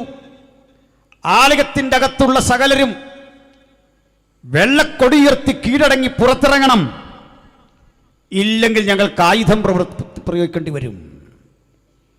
മാസങ്ങൾ അവർ ചെറുത്തു നിന്നു. അതിശക്തമായ അതിൻ്റെ കവാടങ്ങളൊക്കെ അടച്ച് ആളുകൾ അകത്തിരുന്നപ്പോൾ ടൈറ്റസ് പറഞ്ഞു, ഒരു കാരണവശാലും ഈ സ്ഥാപനം തകർക്കരുത്, അത് പള്ളിയോടെ പിടിച്ചെടുക്കണം, അതൊരു മ്യൂസിയമാക്കി മാറ്റണം, റോമക്കാർ ആരാധിച്ചു പോരുന്ന ദേവസങ്കല്പങ്ങളെ കുടിയിരുത്തണം, സ്വർണ്ണ നിക്ഷേപങ്ങൾ കൊള്ളയടിക്കണം, പക്ഷേ മനോഹരമായ ആ മന്ദിരം കേടുവരുത്താൻ പാടില്ല. പക്ഷെ ചില നാളുകൾ കഴിഞ്ഞപ്പോൾ അകത്തെ ഭക്ഷണം തീർന്നു. പടയാളികൾക്ക് ഭക്ഷണമില്ല, ജനസാമാന്യങ്ങൾക്ക് ഭക്ഷണമില്ല. സ്ത്രീകളും കുഞ്ഞുങ്ങളും വിശപ്പ് കൊണ്ട് കരയാൻ തുടങ്ങി. ദുരന്തം പല രൂപത്തിൽ വന്നു. ഭക്ഷ്യക്ഷാമം ശക്തമായപ്പോൾ യെരുസലേമിനകത്തകപ്പെട്ടു പോയ മനുഷ്യര് സ്വന്തം ചെരുപ്പ് ഭക്ഷിക്കാൻ തുടങ്ങി. ചീഞ്ഞഴുകിയ ഒട്ടകത്തിൻ്റെ തോലും അവശിഷ്ടങ്ങളും ഭക്ഷിക്കാൻ തുടങ്ങി. വാദ്യോപകരണങ്ങൾ കടിച്ചുകീറി അതിലെ തോലുകൾ ഭക്ഷിക്കാൻ തുടങ്ങി. കുറെ കഴിഞ്ഞ് സ്വന്തം തുണി ഭക്ഷിക്കാൻ തുടങ്ങി. നിലത്ത് വിടരുന്ന പുല്ലുകൾ ഭക്ഷിക്കാൻ തുടങ്ങി. ഇതൊക്കെ അതിശയോക്തി എന്ന് തോന്നും. പട്ടിണിയുടെ ആധിക്യം കൊണ്ട് മനുഷ്യൻ ഇതൊക്കെ ചെയ്തു പോകും. ഭീകരവും കിരാതവുമായ ആ നിമിഷത്തിലും ചെറുത്തു നിൽക്കാൻ ചില തയ്യാറായി. ഈ തെക്കൻ നോക്കി യന്ത്രമുഷ്ടി എന്നറിയപ്പെടുന്ന പ്രാകൃത ഇരുമ്പായുധം ഉപയോഗിച്ചുകൊണ്ട് ഈ ടൈറ്റസിന്റെ സേന ഇതിൻ്റെ ഒരു കവാടം തല്ലിപ്പൊളിച്ച് അകത്ത് പ്രവേശിച്ചു. പടയാളികൾ അകത്തേക്ക് നിരന്നപ്പോൾ ടൈറ്റസിന് മനസ്സിലായി, വാളുകൊണ്ട് തിരിച്ചു പോരാടാൻ ശേഷിയുള്ള ആളുകൾ കുറവാ. എന്നിട്ടും എവിടേക്കോ സൂക്ഷിക്കപ്പെട്ടിരുന്ന രാജ്യസ്നേഹികളായ അനവധി പടയാളികൾ വന്ന് തലങ്ങും വിലങ്ങും ഏറ്റുമുട്ടി. ആ ഏറ്റുമുട്ടലിനൊടുവിൽ ആയിരക്കണക്കിന് മനുഷ്യർ മരിച്ചടങ്ങി. നിരവധി സ്ത്രീകൾക്ക് പ്രാണൻ നഷ്ടപ്പെട്ടു. താഴെ വീണ് പ്രാണന് വേണ്ടി കീഴുന്നവരുടെ നെഞ്ചിലൂടെ കുതിരകളെ പായിച്ച് ആ ടൈറ്റസിന്റെ പടയാളികൾ തലങ്ങും വിലങ്ങും ഓടിയപ്പോൾ യെരുസലേം ആകപ്പാടെ ചോരക്കറ കൊണ്ട് മലീവശമായി. ദീർഘനാളുകൾക്കപ്പുറത്ത് യേശു പ്രവചിച്ചു, യെരുസലേമേ യെരുസലേമേ, ഇന്നാളിൽ നിന്റെ സമാധാനത്തിനുള്ളത് നീയും കരുതിയെങ്കിൽ കൊള്ളായിരുന്നു. നാളുകൾക്കപ്പുറത്ത് യേശു പ്രവചിച്ചതെന്തോ, യേശു പറഞ്ഞതെന്തോ അത് ഉള്ളത്തിലേറ്റെടുക്കാൻ അധികം പേരുണ്ടായിരുന്നില്ലെങ്കിലും 8, 10, 12 പേരെ ആ വചനം കേട്ട സാധുക്കളെ പോലെ, പൊട്ടന്മാരെ പോലെ, വിഡ്ഢികളെ പോലെ അവർ ഉൾക്കൊണ്ടെങ്കിൽ ഒരു കാര്യം ഇന്ന് രാത്രി വചനം കേൾക്കുന്നവർ മനസ്സിലാക്കിക്കൊള്ളണം. ഒരു ഭൂരിപക്ഷത്തിന്റെ പ്രതികരണത്തിലല്ല, വചനം കേൾക്കുന്ന ന്യൂനപക്ഷത്തിന്റെ ഹൃദയത്തിന്റെ സമഗ്ര സമർപ്പണത്തിലാണ് അവിടുത്തെ വിടുതൽ അന്തർലീനമായിട്ടുള്ളത് എന്നതുകൊണ്ട് ആ ചുരുക്കം ചിലരായ 12 പേരെ കൊണ്ട് ഉലകത്തിന്റെ 5 വൻകരകളിലും മഹത്തരമായ സുവിശേഷം എന്ന സമാധാന സന്ദേശം യേശു എത്തിച്ചതെങ്കിൽ കർത്താവ് പറഞ്ഞു, എന്റെ സമാധാനം ഞാൻ നിങ്ങൾക്ക് നൽകിയിട്ട് പോകുന്നു. അത് ലോകം തരുന്ന പോലെയല്ല. ലോകം തരാത്തൊരു സമാധാനം ജീവിതത്തിൽ ആർജിച്ച ദൈവമക്കളെ ഓർത്ത് ഞാൻ ദൈവത്തെ സ്തുതിക്കുന്നു. ആ സമാധാനം കിട്ടാത്ത ഒരാളെങ്കിലും ഈ രാത്രി വചനം കേൾക്കുന്നെങ്കിൽ നിങ്ങൾക്ക് സമാധാനം തരുവാൻ കരുത്തുള്ളവന്റെ സുവിശേഷം ഞങ്ങൾ ഇന്നും ആവർത്തിക്കുന്നു. മറ്റൊരുവരിലും രക്ഷയില്ല. നാം രക്ഷിക്കപ്പെടുവാൻ ആകാശത്തിന് കീഴിൽ മനുഷ്യരുടെ ഇടയിൽ നൽകപ്പെട്ട ഏക നാമം കർത്താവായ യേശു ക്രിസ്തുവിന്റെ നാമം. ഹല്ലേലൂയ. ഒടുക്കം ഈ ദേവാലയത്തിൻ്റെ അകത്തേക്ക് കടന്ന ഒരു സൈനികൻ അരണ്ട വെളിച്ചത്തിൽ കാഴ്ചകൾ കണ്ട് ആസ്വദിച്ചിങ്ങനെ പോകുമ്പോൾ എന്താ ആലയത്തിൻ്റെ മനോഹാരിത! പത്മരാഗക്കല്ലുകൾ, ഗോമേതകമുത്തുകൾ, ഇന്ദ്രനീലവും വൈഡൂര്യവും ഒക്കെ കൊണ്ടുള്ള നിരവധി ശില്പങ്ങൾ, കാഴ്ചകൾ കണ്ടു പോകവേ അയാൾക്ക് വ്യക്തത വരാൻ വഴികാട്ടിയുടെ പക്കൽ നിന്ന് ഒരു പന്തം മേടിച്ച് ചുഴറ്റി. അത് കൈവിട്ടുപോയി. തിരശീലയിൽ സ്പർശിച്ചു, തീ പിടിച്ചു. ഒലിവെണ്ണകൾ നിറച്ചു വച്ച ക്യാനുകളിലൂടെ തീ പടർന്നു. തീ ദേവദാരു പലകകളെ ആശ്ലേഷിച്ചു. മച്ചും പലകകളുമൊക്കെ കത്തി കത്തി കത്തി അകത്ത് കുടുങ്ങിയ പലരും മരിച്ചു. ആളിക്കത്തുന്ന തീക്കുള്ളിൽ നിന്ന് ആർത്തനാദം പുറത്തു വന്നു. ചിലരൊക്കെ ചിതറിയോടി. ടൈറ്റസിലൊക്കെ നിർവികാരതയോടെ ഉത്തരവിട്ടുകൊണ്ട് മലമുകളിൽ നിന്ന് കാണുക, യെരുശലേം കൈക്കൊമ്പിളിൽ വാരിയെടുത്ത് മാറ്റാവുന്ന ഒരു പിടി ചാരമായി കൺമുമ്പിൽ അവശേഷിക്കുന്ന കാഴ്ച ടൈറ്റസ് കണ്ടു. മാസങ്ങൾ നീണ്ടുനിന്ന തീയണഞ്ഞപ്പോൾ ആരോ ടൈറ്റസിനോട് പറഞ്ഞു, സർ, ഇതിനകത്തെ വിലമതിക്കാനാവാത്ത സ്വർണ്ണ നിക്ഷേപങ്ങളുണ്ട്, വഴിപാടുകൾ, അതെടുക്കണം. തീയിൽ വെന്ത് കിനിഞ്ഞിറങ്ങി കെട്ടിടത്തിൻ്റെ അടിത്തറയിലേക്ക് ഒരു നിധി പോലെ അവ കൂടിക്കിടപ്പുണ്ടാകാം, ശേഖരിക്കണം. ഇരുമ്പ് കലപ്പകൾ കൊണ്ട്, ആനകളെ വരുത്തി ഇരുമ്പ് കലപ്പകൾ കൊണ്ട് ഈ കല്ലുകൾ ഓരോന്ന് പിഴുതുമാറ്റി, സ്വർണ്ണക്കട്ടി തേടി ടൈറ്റസിൻ്റെ അനുചരന്മാർ പണിയെടുക്കുമ്പോൾ യേശു പറഞ്ഞ പ്രവചനം 100% നിറവേറി. കല്ലിന്മേൽ കല്ല് ശേഷിക്കാതെ ഈ മന്ദിരം പൊളിയും. ഇതാണ് ആ വാക്കിൻ്റെ തൂക്കം, അതാണ് ആ വാക്കിൻ്റെ ഗൗരവം. അവൻ്റെ സന്നിധിയിൽ നിന്ന് ഒരു വാഗ്ദത്തമെങ്കിലും ഹൃദയത്തിൽ സ്വീകരിച്ചിട്ടുള്ള ദൈവമക്കൾക്കായി ദൈവത്തിന് സ്തോത്രം. അവിടുന്ന് പറഞ്ഞ ഒരാലോചന മതി ആജീവനാന്തം ജീവിക്കാനെങ്കിൽ.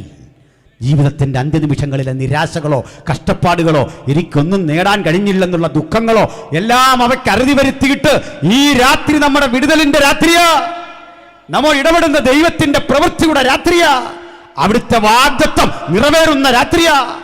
ആ വാഗ്ദത്തത്തിന് കാതുകുറിപ്പിച്ചു കൊടുക്കണം, ആ വാഗ്ദത്തത്തിന് ഹൃദയമേൽപ്പിച്ചു കൊടുക്കണം. ഹല്ലേലൂയ. അപ്പോഴേ ഇത് കഴിഞ്ഞ് യെരുശലേമിനെക്കുറിച്ച് ഓർക്കുമ്പോഴൊക്കെ ജൂതന്മാർക്ക് ദുഃഖം. അന്നൊരു കൽപ്പന പുറപ്പെട്ടു, ഇനിയൊരു യഹൂദനെയും യെരുശലേമിൽ കാണരുത്. അങ്ങനെ ജൂതന്മാരുടെ നല്ലൊരു ഭാഗം AD 70 തന്നെ ഇവിടം വിട്ടു. കഷ്ടിച്ചൊരു 50 കൊല്ലം കൂടി കഴിഞ്ഞപ്പോൾ AD 123 രാജ്യം ഭരിക്കുന്ന ഹദ്രിയൻ എന്നൊരു ചക്രവർത്തി ഉണ്ട്. അയാളൊരു ഉത്തരവ് ശക്തിപ്പെടുത്തി. യെരുശലേമിലെന്നല്ല, പാലസ്തീനിയായുടെ 120 മൈൽ ചുറ്റളവിലെവിടെയും ഒരൊറ്റ യഹൂദനെ കാണാൻ പാടില്ല. പോകൊള്ളാൻ വൈപ്പ് ഔട്ട് ചെയ്തു, തുടച്ച് നീക്കി യഹൂദനെ. ഇനിയേ ഈ സ്ഥലത്തിന് പാലസ്തീൻ എന്ന പേര് വന്നത് എങ്ങനെയാണെന്ന് കൂടി പറയാം. സത്യത്തിൽ അങ്ങനെ ഒരു പേര് വരേണ്ട കാര്യമില്ല. ഈ പാലസ്തീൻ എന്ന പേരിടാൻ കാരണം ധാരാളം രാജ്യങ്ങളെ വെട്ടിപ്പിടിച്ച് ബ്രിട്ടീഷ് ഇന്ത്യയിൽ നമ്മൾ കഴിഞ്ഞതുപോലെ ബ്രിട്ടീഷുകാർ ചെയ്തതുപോലെ ലോകത്തിലെ മിക്ക സ്ഥലങ്ങളും വെട്ടിപ്പിടിച്ച് കാൽക്കീഴാക്കിയ റോമക്കാർക്ക് യഹൂദന്മാരോട് വല്ലാത്ത വിരോധമായിരുന്നു. അതുകൊണ്ട് അവരുടെ രാജ്യത്തെയും ജനതയെയും അവരുടെ സംസ്കാരത്തെയും അവഹേളിക്കാൻ ഈ കക്ഷികൾ ഒരു പേരിട്ടു. എന്താ കിട്ടിയ പേരെന്നറിയണ്ടേ? തങ്ങളുടെ ശത്രുക്കളായ ഫെലിസ്ത്യരുടെ പേരിട്ട് ഒരു ലാൻഡിനെ വിളിച്ചു. ദ ലാൻഡ് ഓഫ് ഫിലിസ്ത്യൻസ് എന്നർത്ഥത്തിൽ പാലസ്തീൻ. അതാ ഇന്നീ കേൾക്കുന്ന പേര്. TV വന്ന് അന്തിച്ചർച്ചയ്ക്ക് ഇരിക്കുന്ന കക്ഷികൾക്ക് ഇത് വല്ലതും പിടികിട്ടു? അല്ലെങ്കിൽ താങ്കളൊന്ന് പറയുന്നത് എവിടുന്നാണ് വന്നേ?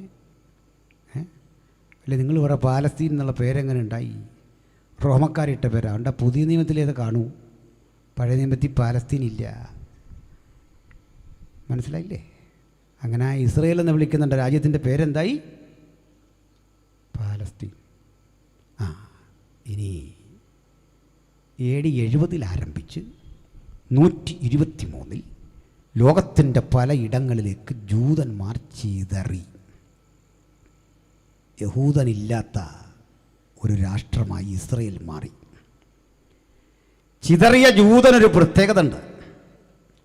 അവൻ ലോകത്തെവിടെ പോയാലും ബഹുഭൂരിപക്ഷം എടുത്ത ആളുകൾ അവരുടെ സംസ്കാരം സൂക്ഷിക്കും, ഭാഷ സൂക്ഷിക്കും, ആഹാര രീതികൾ സൂക്ഷിക്കും, മതദർശനങ്ങളും മതകൃതികളും സൂക്ഷിക്കും.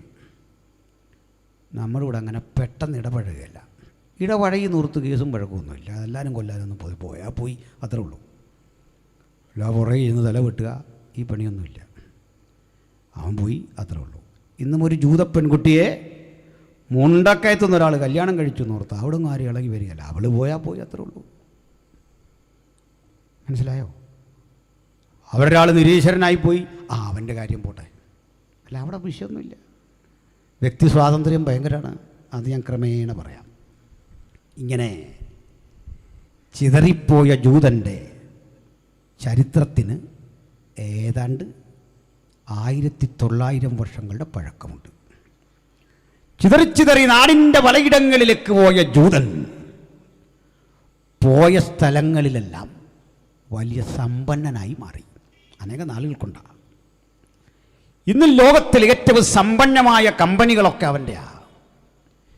ഏറ്റവും ശക്തമായ സ്ഥാപനങ്ങൾ അവൻ്റെയാണ്. നമ്മളറിയല്ലോ, ആർട്ടിഫിഷ്യൽ ഇൻ്റലിജൻസും ഫേസ്ബുക്കും വാട്സാപ്പും ഇങ്ങനെ ജനകീയമായ സംഭവങ്ങളൊക്കെ തന്നെ ജൂതൻ്റെയാണ്. മെറിൽ ലിഞ്ചും ലീമാൻ ബ്രദേഴ്സും പോലെയുള്ള ലോക സമ്പന്നമായ ബാങ്കുകളൊക്കെ പൊട്ടി. ജൂതൻ പരോക്ഷമായോ പ്രത്യക്ഷമായോ ഇടപാട് നടത്തുന്ന ബാങ്കുകൾ ശക്തിപ്പെട്ടു. ഈ ബാങ്ക് എന്ന് പറയുന്ന ആശയം തന്നെ ജൂതൻ്റെയാ. പലിശയ്ക്ക് പണം കൊടുക്കുക എന്ന ഏർപ്പാട് ജൂതൻ്റെയാ. നിങ്ങൾ പഠിച്ചിട്ടുണ്ട് മർച്ചൻ്റ് ഓഫ് വെനീസ്, വെനീസിലെ വ്യാപാരി, ഷേക്സ്പിയറുടെ കൃതി. ഷേക്സ്പിയറുടെ മർച്ചൻ്റ് ഓഫ് വെനീസിലെ കഥാപാത്രം എന്ന് പറയുന്നത് വാസ്തവത്തിലൊരു ജൂതനാണ്. ഷൈലോക്ക് എന്നാണ് അയാളുടെ പേര്. പലിശ പിരിക്കുന്ന ക്രൂരൻ. സത്യമായിരുന്നതല്ല. പലരോട് പണം വാങ്ങി നമുക്ക് തന്നിട്ട് നമ്മുടെ പക്കൽ നിന്ന് പലിശ വാങ്ങി അവൻ്റെ മുതലും അല്പം ലാഭവും തിരിച്ചടച്ചിട്ട് ബാക്കി സ്വന്തമാക്കുന്ന ഷൈലോക്കിൻ്റെ പലിശ സംസ്കാരം അവൻ തുടങ്ങി. പോയിടത്തെല്ലാം അവൻ സമ്പന്നനായി. അവൻ പോയ സ്ഥലങ്ങളിൽ ആർജിച്ച സമ്പത്ത്, സൗകര്യങ്ങൾ, അറിവ്, ഇതൊക്കെ നിമിത്തം പ്രശംസിക്കപ്പെടേണ്ടതിന് പകരം അവൻ അനാദരിക്കപ്പെട്ടു. ഒരു ഘട്ടം അങ്ങോട്ട് കഴിഞ്ഞപ്പോൾ ആദ്യം അവന് കിട്ടിയ സ്വീകാര്യത നഷ്ടമായി. അതിൻ്റെ കാരണം ചെറുതല്ല.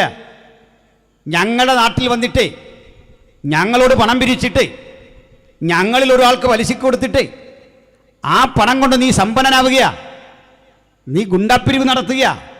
നിരവധി ആരോപണങ്ങളിലൂടെ ജൂതനെ ഒറ്റിപ്പൊടുക്കുന്ന രീതിയും ശൈലിയും സംജാതമായി. ഒടുക്കം അത് ശക്തിപ്പെട്ടിട്ട് ലോകത്തിൻ്റെ പലയിടങ്ങളിൽ ജൂതന്മാർ പീഡിപ്പിക്കപ്പെട്ടു. യൂറോപ്പിൻ്റെ മേഖലകളിൽ ജൂതന്മാരെ അതികിരാതമായി പീഡിപ്പിച്ചു. റഷ്യയിൽ സർചക്രവർത്തിമാർ പീഡിപ്പിച്ചു. അങ്ങനെ പോയ സ്ഥലങ്ങളിൽ ഇറ്റലിയിൽ മുസോളിനി, ജർമ്മനിയിൽ ഹിറ്റ്ലർ, ലോകത്തിൻ്റെ പലയിടങ്ങളിൽ ദാരുണമായ യഹൂദ പീഡകൾ നടന്നു.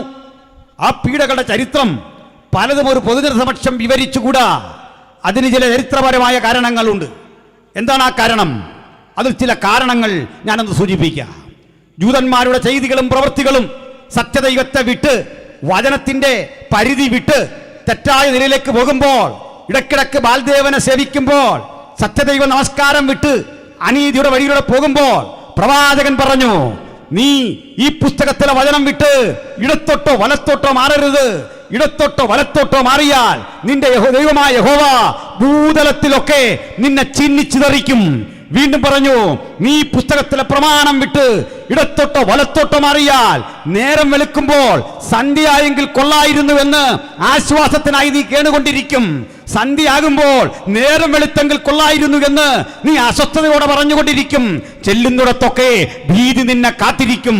അങ്ങനെ വേദനാജനകമായ പരിസ്ഥിതിയിൽ കൂടി പോകാതിരിക്കാൻ ഈ പുസ്തകത്തിലെ പ്രമാണം നെഞ്ചേറ്റിൽ ആളിക്കാൻ അന്ന് കൊടുത്ത വചനം പ്രമാണിക്കാതെ യേശു എന്ന രക്ഷകനെ ഹൃദയത്തിൽ ഉൾക്കൊള്ളാതെ തള്ളിക്കളഞ്ഞ വിചാരണ വേദിയിൽ വെച്ച് ഈ കുറ്റകൃത്യത്തിന്റെ പരിണിത ഫലം ഏറ്റെടുക്കാൻ എനിക്ക് മനസ്സില്ല എന്ന് പറഞ്ഞ് കൈ കഴുകിയ പീലാത്തോസിനെ നോക്കിക്കൊണ്ട് ഒരുപറ്റ മാർത്തു വിളിച്ചു, അവന്റെ രക്തം, ആ രക്തത്തിന്റെ പ്രതികാരം ഞങ്ങളുടെ മേലും ഞങ്ങളുടെ തലമുറ മേലും വരട്ടെ. ഹല്ലേലൂയ. പ്രിയപ്പെട്ടവരെ, യേശുവിന്റെ രക്തം നമുക്ക് വിടുതലും അനുഗ്രഹവും വിമോചനവും രോഗശാന്തിയുമായി വർത്തിച്ചപ്പോൾ ഈ നിയമരക്തത്തെ മലിനമെന്നെണ്ണുന്നവനെ നോക്കിക്കൊണ്ട് അതിനൊരു പ്രതികാരത്തിന്റെ സ്വഭാവമുണ്ട്, അത് മറക്കേണ്ടതില്ല. ഭക്തൻ എന്ന് പറയുക, അവന്റെ രക്തം ഞങ്ങളുടെ മേലും സന്തതി മേലും വരട്ടെ എന്ന് പറഞ്ഞാൽ അതൊരു അനുഗ്രഹമാണ്, അതൊരു ദൈവകൃപയാണ്. ആ രക്തമാണ് നമ്മെ വിടുവിച്ചത്, ശക്തിപ്പെടുത്തിയത്, നിലനിർത്തിയത്, ഉദ്ധരിച്ചത്. അവന്റെ രക്തത്തിൽ നമുക്ക് അതിക്രമങ്ങളുടെ മോചനം എന്ന വീണ്ടെടുപ്പുണ്ട്. അവന്റെ രക്തം നമ്മുടെ ജീവൻ പ്രതിസന്ധി അതിജീവിക്കുന്ന ശക്തിയാണെങ്കിൽ ആ രക്തത്തെ അവഹേളിച്ചു, അതിന്റെ ശക്തിയെ നിരാകരിച്ചു, ന്യായവിധി ചോദിച്ചു വാങ്ങിയവന്റെ തലമുറ ഉലകം മുഴുവൻ ചിതറി, ദാരുണമായ പീഡയ്ക്കവൻ വിധേയനായി. അങ്ങനെ പീഡ ശക്തിപ്പെട്ടു. ഹിറ്റ്ലറുമൊക്കെ പീഡിപ്പിച്ചു. ഞാൻ സമയക്രമമനുസരിച്ച് അത് പറയാം. ഇതെല്ലാം പറയുമ്പോൾ അവനെ പീഡിപ്പിക്കാത്ത ചില രാജ്യങ്ങളുണ്ടായിരുന്നു. മിക്കവാറും അമേരിക്ക പോലെയൊക്കെയുള്ള പാശ്ചാത്യ രാജ്യങ്ങൾ അവനെ ഉൾക്കൊണ്ടു. അവനെ പീഡിപ്പിക്കാത്ത മറ്റൊരു രാജ്യമുണ്ട്, പറയാമോ? ഇന്ത്യ എന്ന് പറഞ്ഞാൽ ഞാൻ സമ്മതിക്കുകയില്ല. സാറേ, 1885 മുമ്പൊന്നും ഇന്ത്യ ഇല്ലയെന്ന്, നമുക്ക് കേരളമെന്നങ്ങ് പറഞ്ഞാൽ മതി. മനസ്സിലായോ? അത്രയും സൗജന്യമൊന്നും വെച്ചെടുക്കണ്ട. നമ്മുടെ ആനുകൂല്യം പറ്റി, അതിന് പരിധിയുണ്ട്. പിടികിട്ടിയോ? നമ്മളീ പഠിച്ച ചരിത്രം പകുതിയും തെറ്റാ. ചേര ചോള സാമ്രാജ്യം, നല്ലപോലെ ഒരു കുതിരയ്ക്ക് ഓടാൻ സ്ഥലമില്ല, അവിടെ സാമ്രാജ്യം. കേരളത്തിൽ സാമ്രാജ്യം ഉണ്ടായിരുന്നു. എന്തൊരു തമാശയാ! ഒരു സാമ്രാജ്യം എന്നൊക്കെ പറഞ്ഞ് എന്താ നീ മനസ്സിലാക്കിയിരിക്കുന്നത്? ഇട്ടാ വട്ടത്തിനാണോ സാമ്രാജ്യം? അന്നത്തെയൊക്കെ രാജാക്കന്മാരുടെ അവസ്ഥ ഞാൻ അടുത്ത കാലത്ത് 1-2 വീഡിയോയിൽ പറയുന്നുണ്ട്. നമ്മൾ ഈ പണ്ട് രാജാവെന്നൊക്കെ വിളിച്ചവൻ്റെ വസ്ത്രധാരണം കണ്ടാൽ തന്നെ മനസ്സിലായി എന്തോ ഒരു ദാരിദ്ര്യമായിരുന്നവന്. മനസ്സിലായോ? വലിയ ദാരിദ്ര്യമായിരുന്നു. ഞാനും ഒരു സുഹൃത്തും കൂടെ തിരുവനന്തപുരം പോവാൻ നേരം ഉണ്ടായിരുന്നുകൊണ്ട് പോകുമ്പോൾ ഒരു കൊട്ടാരം കാണാൻ വേണ്ടി കയറി. അപ്പം എന്നാൽ അവധിയാണ്, കാവൽക്കാരൻ വഴി നിൽപ്പുണ്ട്. അപ്പം ഞങ്ങളിത് പറഞ്ഞിട്ടൊന്നും പുള്ളി പറയാൻ നടക്കുകയില്ല. അവസാനം ഞാൻ പുള്ളിയെ കാണേണ്ട രീതിയിലൊന്ന് കണ്ടപ്പോൾ ചോദിക്കുക, സാറിൻ്റെ വീട് എവിടെ? വാ, അങ്ങനെയൊന്നും പുള്ളി ഓരോന്നിങ്ങനെ വിശദീകരിച്ച് തരിക. അപ്പോൾ എനിക്കിതേപ്പറ്റിയൊക്കെ അറിയണമെന്നുണ്ട്. ഇതാരോട് ചോദിക്കാൻ ആ ഗൈഡും ഇല്ല. അപ്പോൾ പറയാം, വെയിറ്റ് ചെയ്യ്, അമ്മ മഹാറാണി ഇപ്പോൾ വരും. ഞാൻ അമ്മ മഹാറാണിയെ കാണാൻ നിൽക്കുമ്പോൾ ഉണ്ട് കീറിയ നൈറ്റി ഇട്ടൊരു സഹോദരി ഇറങ്ങി വരുന്നു, അമ്മ മഹാറാണി. എന്നിട്ട് ഇയാൾ എന്നോട് പറയുക, ഉണർത്തിച്ചോളൂ, സങ്കടം ഉണർത്തിച്ചോളൂ. ഞാൻ കുറച്ചേരം ഇങ്ങനെ മൗനമായിട്ട് നിന്ന്, കാരണം ഒത്തിരി അവിടെ നിന്ന് അവരവരുടെ സങ്കടം എന്നോട് ഉണർത്തിക്കും, പരുവക്കേടാവും. ഞാൻ തിരിയാൻ നേരം പറയാം, എന്നോട് പുള്ളി പറയാം, ഭാഗ്യവാൻ. ഞാൻ ചെന്ന യുവരാജാവ് വരുന്നുണ്ടെന്ന്. ഞാൻ നോക്കുമ്പോൾ ഒരു സഹോദരൻ കയറി വരുന്നു, വെറുമുടായി വിട്ടു. അപ്പം ഇവർ ഈ ദാരിദ്ര്യവും കഷ്ടപ്പാടും ഒക്കെ കണ്ട് ഞാൻ ലാസ്റ്റ് ചോദിച്ചു, എങ്ങനെയാണ് നിങ്ങളുടെ കാര്യമൊക്കെ? അതൊരു പെൻഷനൊക്കെ കിട്ടും. അപ്പോൾ ഈ സെക്യൂരിറ്റി പറയാം, മാത്രമല്ല ഒന്നാന്തരം ജോലിക്കാരനാ. എന്താണെന്ന് ചോദിച്ചാൽ പറയാം, പ്ലംബിങ് ആ പണിയെന്ന്. അടുത്ത് തമ്പുരാനെ, ഒരു കാലത്ത് ഈ നാട് മുഴുവൻ അടക്കി ഭരിച്ച് തിരുവായ്ക്ക് എതിർവായില്ലാത്തവനായിരുന്നു. അതിൻ്റെ കൊച്ചുമോനായി നിൽക്കുന്നത് നേരെ നിൽക്കാൻ. ഇന്ന് വല്ലവൻ്റെയും കക്കൂസിൻ്റെ പൈപ്പ് പൊട്ടിയെങ്കിലേ അവന് ജീവിക്കാൻ പറ്റൂ. കാലം കരുതി വെച്ച അതൊക്കെ അല്ലേ. പിന്നെ ഇതിപ്പം ഞാൻ വാർത്തയൊക്കെ വായിക്കുമ്പോൾ അമ്പരന്ന് പോയ വാർത്തയാണ്, മഹാറാണി നാട് നീങ്ങി. എടോ, ഇന്ത്യൻ ഭരണഘടന നിയമം മൂലം നിരോധിച്ച പദമാണ് ഇതൊക്കെ. റാണിയെന്നും രാജാവെന്നൊന്നും ഇനി ആരെയും വിളിക്കാൻ പാടില്ലെന്ന് ഭരണഘടന വായിച്ചു നോക്ക്. പത്രക്കാരൻ ഇതൊന്നും വായിക്കില്ലെന്ന് തോന്നുന്നു. പിടികിട്ടിയോ? ഞാൻ അടൂർ കൺവെൻഷന് പോവാ. അടൂർ കൺവെൻഷന് മുമ്പ് എൻ്റെ സ്നേഹിതൻ 2-3 കൊല്ലം മുമ്പാണ് എന്നെ വിളിച്ചു. ഞാൻ ട്രാഫിക്കിൽ പെട്ടുപോയി. എവിടെയാണെന്ന് ചോദിച്ചു. ഞാൻ പറഞ്ഞു, ഞാൻ ശശിയുടെ വീടിൻ്റെ ഫ്രണ്ടിലുണ്ട്. വിളിച്ചു, ശശിയോ? ഞാൻ പറഞ്ഞു, അതെ. ചോദിച്ചു കേട്ടോ പറഞ്ഞു, ഈ നാട് ഭരിക്കുന്ന രാജാവിൻ്റെ പേരാ ശശി. മനസ്സിലായില്ലേ? ആ, ഇവിടെ സ്വാതന്ത്ര്യാനന്തര ഇന്ത്യയിൽ ഇങ്ങനെ വെറും ശശിയാ. കാരണം പ്രജയല്ല, നമ്മൾ പൗരനാകും. സംഗതി മനസ്സിലായില്ലേ?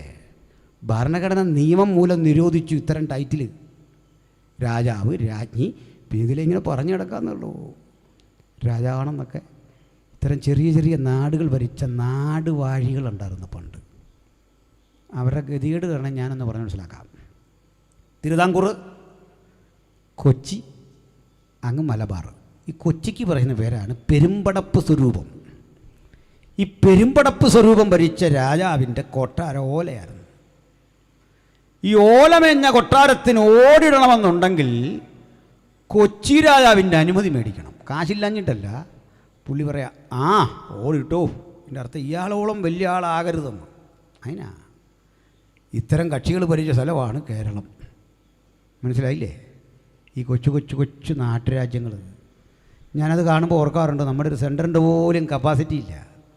അതിലും എത്രയും മാന്യമായിട്ട് നമ്മുടെ സെൻട്രൽ പാസ് കഴിയുന്നത്. മനസ്സിലാകുന്നില്ലേ?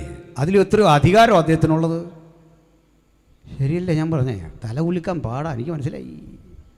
പോട്ടെ. അപ്പോൾ കൊച്ചി രാജ്യം പെരുമ്പടപ്പ് സ്വരൂപം. അപ്പോൾ ഇങ്ങനെയുള്ള കൊച്ചു കൊച്ചു കൊച്ചു സ്ഥലങ്ങളാണ്. അതിന് കീഴിൽ ഒത്തിരി രാജ്യങ്ങളുണ്ട്. എഴുമറ്റൂർ ഒരു രാജ്യം. ഇപ്പോൾ നമുക്ക് എഴുമറ്റൂർ ഒരു സെൻറ്ററാണ്. അങ്ങനെയാ കാര്യം. ഇങ്ങനെ കൊച്ചു കൊച്ചു രാജ്യങ്ങൾ. ഇതിനകത്തൊരു രാജ്യം, നമ്മുടെ കൊടുങ്ങല്ലൂരും കൊച്ചിയിലുമൊക്കെ ജൂതന്മാർ വന്നു. ചേരവൻ പെരുമാളെന്ന് പറയുന്നൊരു രാജാവ് അദ്ദേഹത്തെ സ്വീകരിച്ചിട്ട് 72 പദവികൾ കൊടുത്തു. 72 പദവി എന്നൊക്കെ കേട്ടാൽ അവിടെ ആ ചേപ്പേടിൽ എഴുതി വെച്ചിട്ടുണ്ട്. ചെമ്പ് കൊണ്ടുള്ള തകിടിൽ പുള്ളിക്ക് കൊടുത്ത കാര്യങ്ങളെല്ലാം എഴുതി വെച്ചിട്ടുണ്ട്. എന്തൊക്കെയാണ് കൊടുത്തത് സംഗതി കേട്ടാൽ നമ്മളായിട്ട് അവർക്ക് ഭയങ്കര സംഭവം ഇത്രേ ഉള്ളൂ. നിങ്ങൾക്ക് വഴി കൂടെ നടക്കുമ്പോൾ തലപ്പാവ് ധരിക്കാം, വീട്ടിൽ കല്യാണം നടക്കുമ്പോൾ കുരവയിടാം, നിങ്ങൾക്ക് ചെണ്ടയടിക്കാം, നിങ്ങൾക്ക് ഇടംപിരി വലംപിരി ശംഖ് ധരിക്കാം. ഇങ്ങനെ കുറേ സാധനങ്ങളാണ്. ഈ ചിന്തിക്കടയിൽ കിട്ടുന്ന സാധനമൊക്കെ മേടിച്ച് ദേഹത്തിടാമെന്നാണ് ഈ ചേപ്പേടിനകത്ത് എഴുതി വെച്ചിരിക്കുന്നത്. മനസ്സിലായില്ലേ? ഫുട്പാത്തിൽ കിട്ടുന്ന സാധനമൊക്കെ മേടിച്ച് നിങ്ങൾക്ക് വീട്ടിൽ വെക്കാം. ഇതാ ഈ പദവി കിട്ടി എന്നൊക്കെ പറഞ്ഞ ചില ആളുകൾ ഇങ്ങനെ സംസാരിച്ചിരിക്കുക. പദവി എന്തോ പദവിയാണ് ചങ്ങാതി ഇത്. അപ്പോൾ ഇത് കേൾക്കും ഓർക്കണം, പണ്ട് ഇതിനൊന്നും കഴിയാത്ത കാലം ഉണ്ടായിരുന്നു കേട്ടോ. കേസായിരുന്നു ഇതൊക്കെ. ആവശ്യമില്ലാത്തവൻ ചെയ്താൽ. ഞാൻ കഴിഞ്ഞ രാത്രി പറഞ്ഞാണ്. ചില കാര്യങ്ങളൊക്കെ വീഡിയോ പറഞ്ഞ് കിടപ്പുണ്ട്. നേരമില്ലാത്തതുകൊണ്ടും എസ്കറ്റോളജി ആയതുകൊണ്ടും നമുക്ക് ആ വഴി പോകാൻ വയ്യ. പോട്ടെ. അപ്പോഴേ ജൂതന്മാരിവിടെ വന്നു. ജൂതന്മാർ വരുമ്പം അവരെ സ്വീകരിച്ചു. അവർക്ക് സ്ഥലമൊക്കെ കൊടുത്തു. ചില പുള്ളികൾ പറഞ്ഞ് ഇംഗ്ലീഷുകാർ വന്നപ്പോൾ, ബ്രിട്ടീഷുകാർ വന്നപ്പോൾ, ജൂതന്മാർ വന്നപ്പോൾ, ക്രിസ്ത്യാനികൾ വന്നപ്പോൾ, മുസ്ലിങ്ങൾ വന്നപ്പോൾ, സകലരും വന്നപ്പോൾ ഞങ്ങൾ സ്വീകരിച്ചു. ഭയങ്കര ഔദാര്യമായിപ്പോയി. ഇത് എങ്ങനെയാണ് സ്വീകരിച്ചില്ലേ? കച്ചവടത്തിന് അവരെ വിളിക്കുക ഇങ്ങോട്ട്. അങ്ങോട്ടും ഇങ്ങോട്ടും കൊണ്ടും കൊടുത്ത് പോവും. അല്ലാതെ നമ്മുടെ ആരുടെയും സന്തോഷത്തിനല്ല, രാജാവിൻ്റെ സന്തോഷത്തിനായി സ്വീകരിക്കുന്നത്. അതൊക്കെ കച്ചവടം നടത്തണം. അതിനാ ഇന്ത്യയിലെ ഏത് രാജാവാണ് മാനം മര്യാദയ്ക്ക് രാജ്യം ഭരിച്ചെന്ന് പറഞ്ഞാൽ കൊള്ളാം. ജനാധിപത്യത്തെയും മനുഷ്യാവകാശങ്ങളെയും ബഹുമാനിച്ച് ഭരിച്ച രാജാവിൻ്റെ പേരെന്ന് പറ. ഒരുത്തനുമില്ല. ജനാധിപത്യം വന്നപ്പോഴാണ് മനുഷ്യന് ബോധവും വിവേകമൊക്കെ ഉണ്ടായത്. അങ്ങനെ ആ വിദ്യാഭ്യാസ സാർവത്രികമായത്. പോട്ടെ. അപ്പോൾ ജൂതന്മാരെ ഇവിടെ ഉൾക്കൊണ്ടു. നിങ്ങൾ താമസിച്ചോളാൻ പറഞ്ഞു. അവർക്ക് കൊടുത്ത സ്ഥലം. അതിന് മുമ്പ് ക്രിസ്ത്യാനികളുണ്ടായിരുന്നു. ക്രിസ്ത്യാനികൾ ഏതാണ്ട് അതേ കാലത്തൊക്കെ വരുമ്പോൾ ആ കൂടെ ഒരു ക്രൈസ്തവ പ്രമാണിയായ മാത്തനുണ്ടായിരുന്നു. മാത്തൻ കച്ചവടം ചെയ്യുന്ന ഒരു ഏരിയയ്ക്ക് പേരിട്ടു മാത്തൻ്റെ പേരിൽ പതിച്ചു കൊടുത്ത ചേരി, മാത്തൻ ചേരി. ഈ മാത്തൻ ചേരി ഈ ജൂതന്മാർക്ക് വർദ്ധിച്ചു കൊടുത്തിട്ട് പറഞ്ഞു, മാത്തന്മാർ ഇവിടെ ജൂതന്മാർ താമസിക്കട്ടെ, അവർ കൊടുത്തു. ആ മാത്തൻ ചേരി എന്ന് പറയാനോ എഴുതാനോ ഉള്ള ത്രാണി സായിപ്പിനില്ലാത്ത പോയിണ്ട് അയാൾ എഴുതി മട്ടാഞ്ചേരി എന്ന്. മനസ്സിലായില്ലേ? അങ്ങനെ ആ ജൂതത്തെരുവൊക്കെ അവിടെ വന്നേ. ഞാൻ 2 ആഴ്ച മുമ്പ് ഈ ജൂതത്തെരുവിൽ പോയി. കാര്യങ്ങളൊക്കെ ഒന്നുകൂടെ ഒന്ന് സ്ഥിരീകരിക്കാൻ പല കാര്യങ്ങൾ. അപ്പോൾ ചർച്ചിൽ നിന്ന് ആളുകളെ ഒരു ദിവസം അവിടെ കൊണ്ടുപോയി ക്ലാസ് എടുക്കാൻ വേണ്ടി ഇരിക്കുക. ഇതൊക്കെ പഠിക്കണം കാര്യങ്ങൾ. അടുത്ത രാജാവിൻ്റെ കൊട്ടാരമൊക്കെ ഉണ്ട്, അതൊക്കെ കാണണം. ചുമ്മാ ഈ മുണ്ടക്കാൻ വേണ്ടി നടക്കുന്ന നേരം മതി, അങ്ങോട്ട് ഇല്ല, കാര്യങ്ങൾ ഗ്രഹിച്ചിട്ട് വാ. സ്തോത്രം. അപ്പോൾ ബാക്കി ലോകത്തിൻ്റെ എല്ലായിടത്തും അവനെ പീഡിപ്പിച്ചു. അങ്ങനെ പീഡനം ഏറ്റുവാങ്ങി അതിൻ്റെ ക്ലൈമാക്സിൽ ജൂത സമൂഹം അനുഭവിച്ച കാഠിന്യങ്ങൾ പലതായിരുന്നു. എന്തൊക്കെയാണ് ചിലതെന്ന് ഞാൻ പറയാം. അവരെ ചെറിയൊരു കുറ്റത്തിന് പോലും ഹിറ്റ്ലർ പീഡിപ്പിച്ചു. കുറ്റവാളി എന്ന ചാപ്പ കുത്തിയത് പ്രത്യേക രീതിയിലായിരുന്നു. ഒരു ജൂതനെ പിടിച്ചാൽ രണ്ടുപേർ തമ്മിൽ കലഹമുണ്ടായാൽ അപ്പുറത്ത് നിൽക്കുന്നൊരു ജൂതനാണെന്ന് ഉറപ്പായാൽ കാര്യമായ വിചാരണയൊന്നും വേണ്ട, അവൻ കുറ്റവാളിയാ, ചോദ്യം പുറത്തില്ല. ഈ കുറ്റവാളിക്കൊരു ടീഷർട്ട് കിട്ടും, അത് ഭയങ്കരമാണല്ലോ അല്ലേ. പിന്നെ ഈ ടീഷർട്ടേ പുള്ളിക്ക് ഇടാൻ പറ്റുള്ളൂ. ആ ടീഷർട്ടിൽ ഒരു നക്ഷത്ര ചിഹ്നത്തിൻ്റെ പകുതി കാണും, ഒരു ത്രികോണം. ആ ടീഷർട്ടും ഇട്ടേ നടക്കാവൂ. ഇതിൻ്റെ അർത്ഥം ഇയാളെ കണ്ടാൽ മനസ്സിലാക്കിക്കൊള്ളണം, വീട് അറമുറിക്കുന്നവനാ, ഏറ്റുമുട്ടുന്നവനാ, കൊള്ളക്കാരനാ, നേരാണോ കള്ളമാണോ എന്ന് അറിയണ്ട. ആളുകൾ ഇവനെ കുറ്റവാളി എന്ന് കാണും. ബാങ്കിൽ നിന്നാൽ, പൊതുസ്ഥലങ്ങളിൽ ചെന്നാൽ, വാഹനത്തിൽ കയറാൻ ചെന്നാൽ ഇവനെ കണ്ടു കഴിഞ്ഞാൽ മാറിക്കോണം, അവൻ മാറിക്കോണം, അല്ല അടി കിട്ടും. രണ്ടാമതൊരു തവണ കൂടി കുറ്റം ചാർത്തിയാൽ ഈ ത്രികോണത്തിൻ്റെ തിരിച്ചൊരു ത്രികോണം കൂടെ വരയ്ക്കും, ഒരു നക്ഷത്രമാകും. ഈ നക്ഷത്രത്തെ വിളിച്ച പേര് ദ സ്റ്റാർ ഓഫ് ഡേവിഡ്, ദാവീദിൻ നക്ഷത്രം. ദാവീദിൻ നക്ഷത്രം ക്രിസ്തുവാണെന്ന് നമുക്കറിയാം, പരിഹസിക്കാനിട്ട പേരാണ്. ഇവൻ ഏത് സമയത്തും ഇനി അകത്തു പോകാം, ഒരു തവണ കൂടി ചെയ്താൽ, അല്ലെ കൊല്ലപ്പെടാം. ഇങ്ങനെ അവഹേളിച്ചു. ജൂതൻ്റെ കുട്ടികൾ പഠിക്കുന്ന കലാലയത്തിൽ എത്ര മാർക്ക് വാങ്ങിയാലും റാങ്ക് നൽകില്ല. കാരണം പറയും, നീ ജൂതൻ്റെ കൊച്ച, അതുകൊണ്ടേ നീ കള്ളമേ പറയൂ, ശരി പറയില്ല, നീ കോപ്പി അടിച്ചതാ. ഒരു വാഹനത്തിൽ യാത്ര ചെയ്യാൻ ചെന്നാൽ തദ്ദേശവാസികളിലെ അവസാനത്തെ ആളും കടന്നു കയറിയാലേ ഒരു ജൂതന് കയറാൻ പറ്റൂ. കയറിയാൽ ഇരട്ടി ടിക്കറ്റ് കൊടുക്കണം, സീറ്റ് കിട്ടില്ല. അഥവാ സീറ്റിലിരുന്നാൽ ആരെങ്കിലും വന്നാൽ മാറിക്കൊടുക്കണം. ചില കടകളിൽ ബോർഡ് എഴുതി വെച്ചു, ജൂതന്മാരുമായി ഡീലിങ്സ് ഇല്ല, പ്രവേശനമില്ല. ജൂതന് പ്രവേശനമില്ലാത്ത തീണ്ടാപ്പലകൾ കൊണ്ട് യൂറോപ്പിൻ്റെ കടകമ്പോളങ്ങൾ നിറഞ്ഞു. ഒറ്റപ്പെട്ടും വേദനിച്ചും കഴിയുന്ന ജൂതൻ ഇതിന് ഒരു പ്രതിവിധി തേടി ഒരിക്കൽ അവരുടെ സമൂഹമായി സംഘടിച്ച് വിയന്നയിൽ ഒരു സമ്മേളനം കൂടി. ആ സമ്മേളനാനന്തരം അവർ പറഞ്ഞു, ലോകത്തിൻ്റെ പലയിടങ്ങളിൽ നമ്മുടെ സമശിഷ്ടങ്ങൾ പീഡിപ്പിക്കപ്പെടുന്നു, നമുക്ക് ഒത്തുചേരണം, ഒരുമിച്ച് വസിക്കണം, നമുക്കല്പം സ്ഥലം കിട്ടണം. അതിന് ഒരു ഓഫറിങ് എടുക്കാൻ പോവാണ്. ഇന്നീ പണം തരാൻ കഴിയില്ലാത്ത ആളുകൾ ഒരു കുറിപ്പെഴുതി തന്നാൽ മതി. ഒടുക്കം ഓഫറിങ് എടുത്തപ്പോൾ കിട്ടിയത് പ്രതീക്ഷിച്ചതിൻ്റെ 3 ഇരട്ടി തുകയാണ്. പ്രതീക്ഷിച്ചതിൻ്റെ 3 ഇരട്ടി ഡോളർ അവ ശേഖരിച്ചെടുത്തിട്ട് ലോകരാഷ്ട്രങ്ങൾക്ക് മുമ്പിൽ ഒരു അപേക്ഷ വെച്ചു, ഞങ്ങൾക്ക് ഒരുമിച്ച് ജീവിക്കാൻ ഒരു ജില്ല തരുമോ? പണം തരാം. ഇപ്പോൾ എടുക്കുന്ന അഭയാർത്ഥികളിൽ കൂടുതലായി ആരെയും എടുക്കാൻ കഴിയില്ല. അപേക്ഷ നിരാകരിച്ചുകൊണ്ട് തിരിച്ചുവിട്ടു. പലരോടും ചോദിച്ചു വെച്ച് അവസാനം ഒത്തുവസിക്കാൻ ഒരു പഞ്ചായത്തെങ്കിലും വെറുതെ അല്ല, വില തരാ. കിട്ടിയില്ല. ഒടുക്കം അവരിൽ ഒരു പ്രമാണി പറഞ്ഞു, നമ്മുടെ മുമ്പിൽ ഒരു വഴിയുണ്ട്. പണ്ട് AD 70 നമ്മുടെ പൂർവികർ ഇട്ടെറിഞ്ഞിട്ട് പോന്ന 125 നമ്മളെ പാടെ കളഞ്ഞ ആ പുരാതനമായ ഇസ്രയേലില്ലേ, യെറുസലേമില്ലേ, പാലസ്തീൻ എന്ന് വിളിക്കുന്ന സ്ഥലമില്ലേ, അവിടെ വേണ്ടേ കാട് പിടിച്ചു, ആർക്കും വേണ്ടാതെയും കുറേ ഗ്രാമവാസികൾ പാർത്തും കിടപ്പുണ്ട്. നമുക്കത് വിലക്ക് ചോദിച്ചാലോ? ആ ഭാഗം വന്ന് തുർക്കികൾ എന്നിന്ന് വിളിക്കുന്ന സമൂഹത്തിൻ്റെ കയ്യിലാണ്. ഓട്ടോമൻ തുർക്കികളുടെ ഭരണാധികാരി ഹുസൈൻ ചക്രവർത്തിയെ നേരിട്ട് കാണാൻ ഒരു നിവേദക സംഘം അദ്ദേഹത്തിൻ്റെ കൊട്ടാരത്തിലെത്തി. ചക്രവർത്തിയെ വണങ്ങി കാര്യങ്ങൾ അവതരിപ്പിച്ചപ്പോൾ ചക്രവർത്തി പറഞ്ഞു, മക്കളെ, നിങ്ങൾ അനുഭവിക്കുന്ന പീഡയും പ്രയാസവും ബുദ്ധിമുട്ടുമൊക്കെ എനിക്കറിയാം. നിങ്ങൾക്ക് രാജ്യം തരികയും ചെയ്യാം, പണവും വേണ്ട, സൗജന്യമായിട്ട് തരും. സൗജന്യം എന്ന് കേട്ടപ്പോഴേ നമുക്ക് തന്നെ ഒരു ആകാംക്ഷ, പോയാലോ എന്ന്. പക്ഷെ ഒറ്റ വ്യവസ്ഥ, ഒരു കണ്ടീഷൻ. എന്താ കണ്ടീഷൻ? പറയാം. മക്കൾ ഈ യോർദാൻ കണ്ടിട്ടുണ്ടോ? യോർദാൻ ഒഴുകി വന്ന് സമന്വയിക്കുന്ന നമ്മുടെ ഗലീലക്കടൽ കണ്ടിട്ടുണ്ടോ? കണ്ടു. ആ ഗലീലിയ തടാകത്തിലെ വെള്ളം എന്നെങ്കിലും ഒഴുകി ഒലിവുമലയുടെ മീതെ കടക്കും കാലത്ത് തരാമെന്ന്.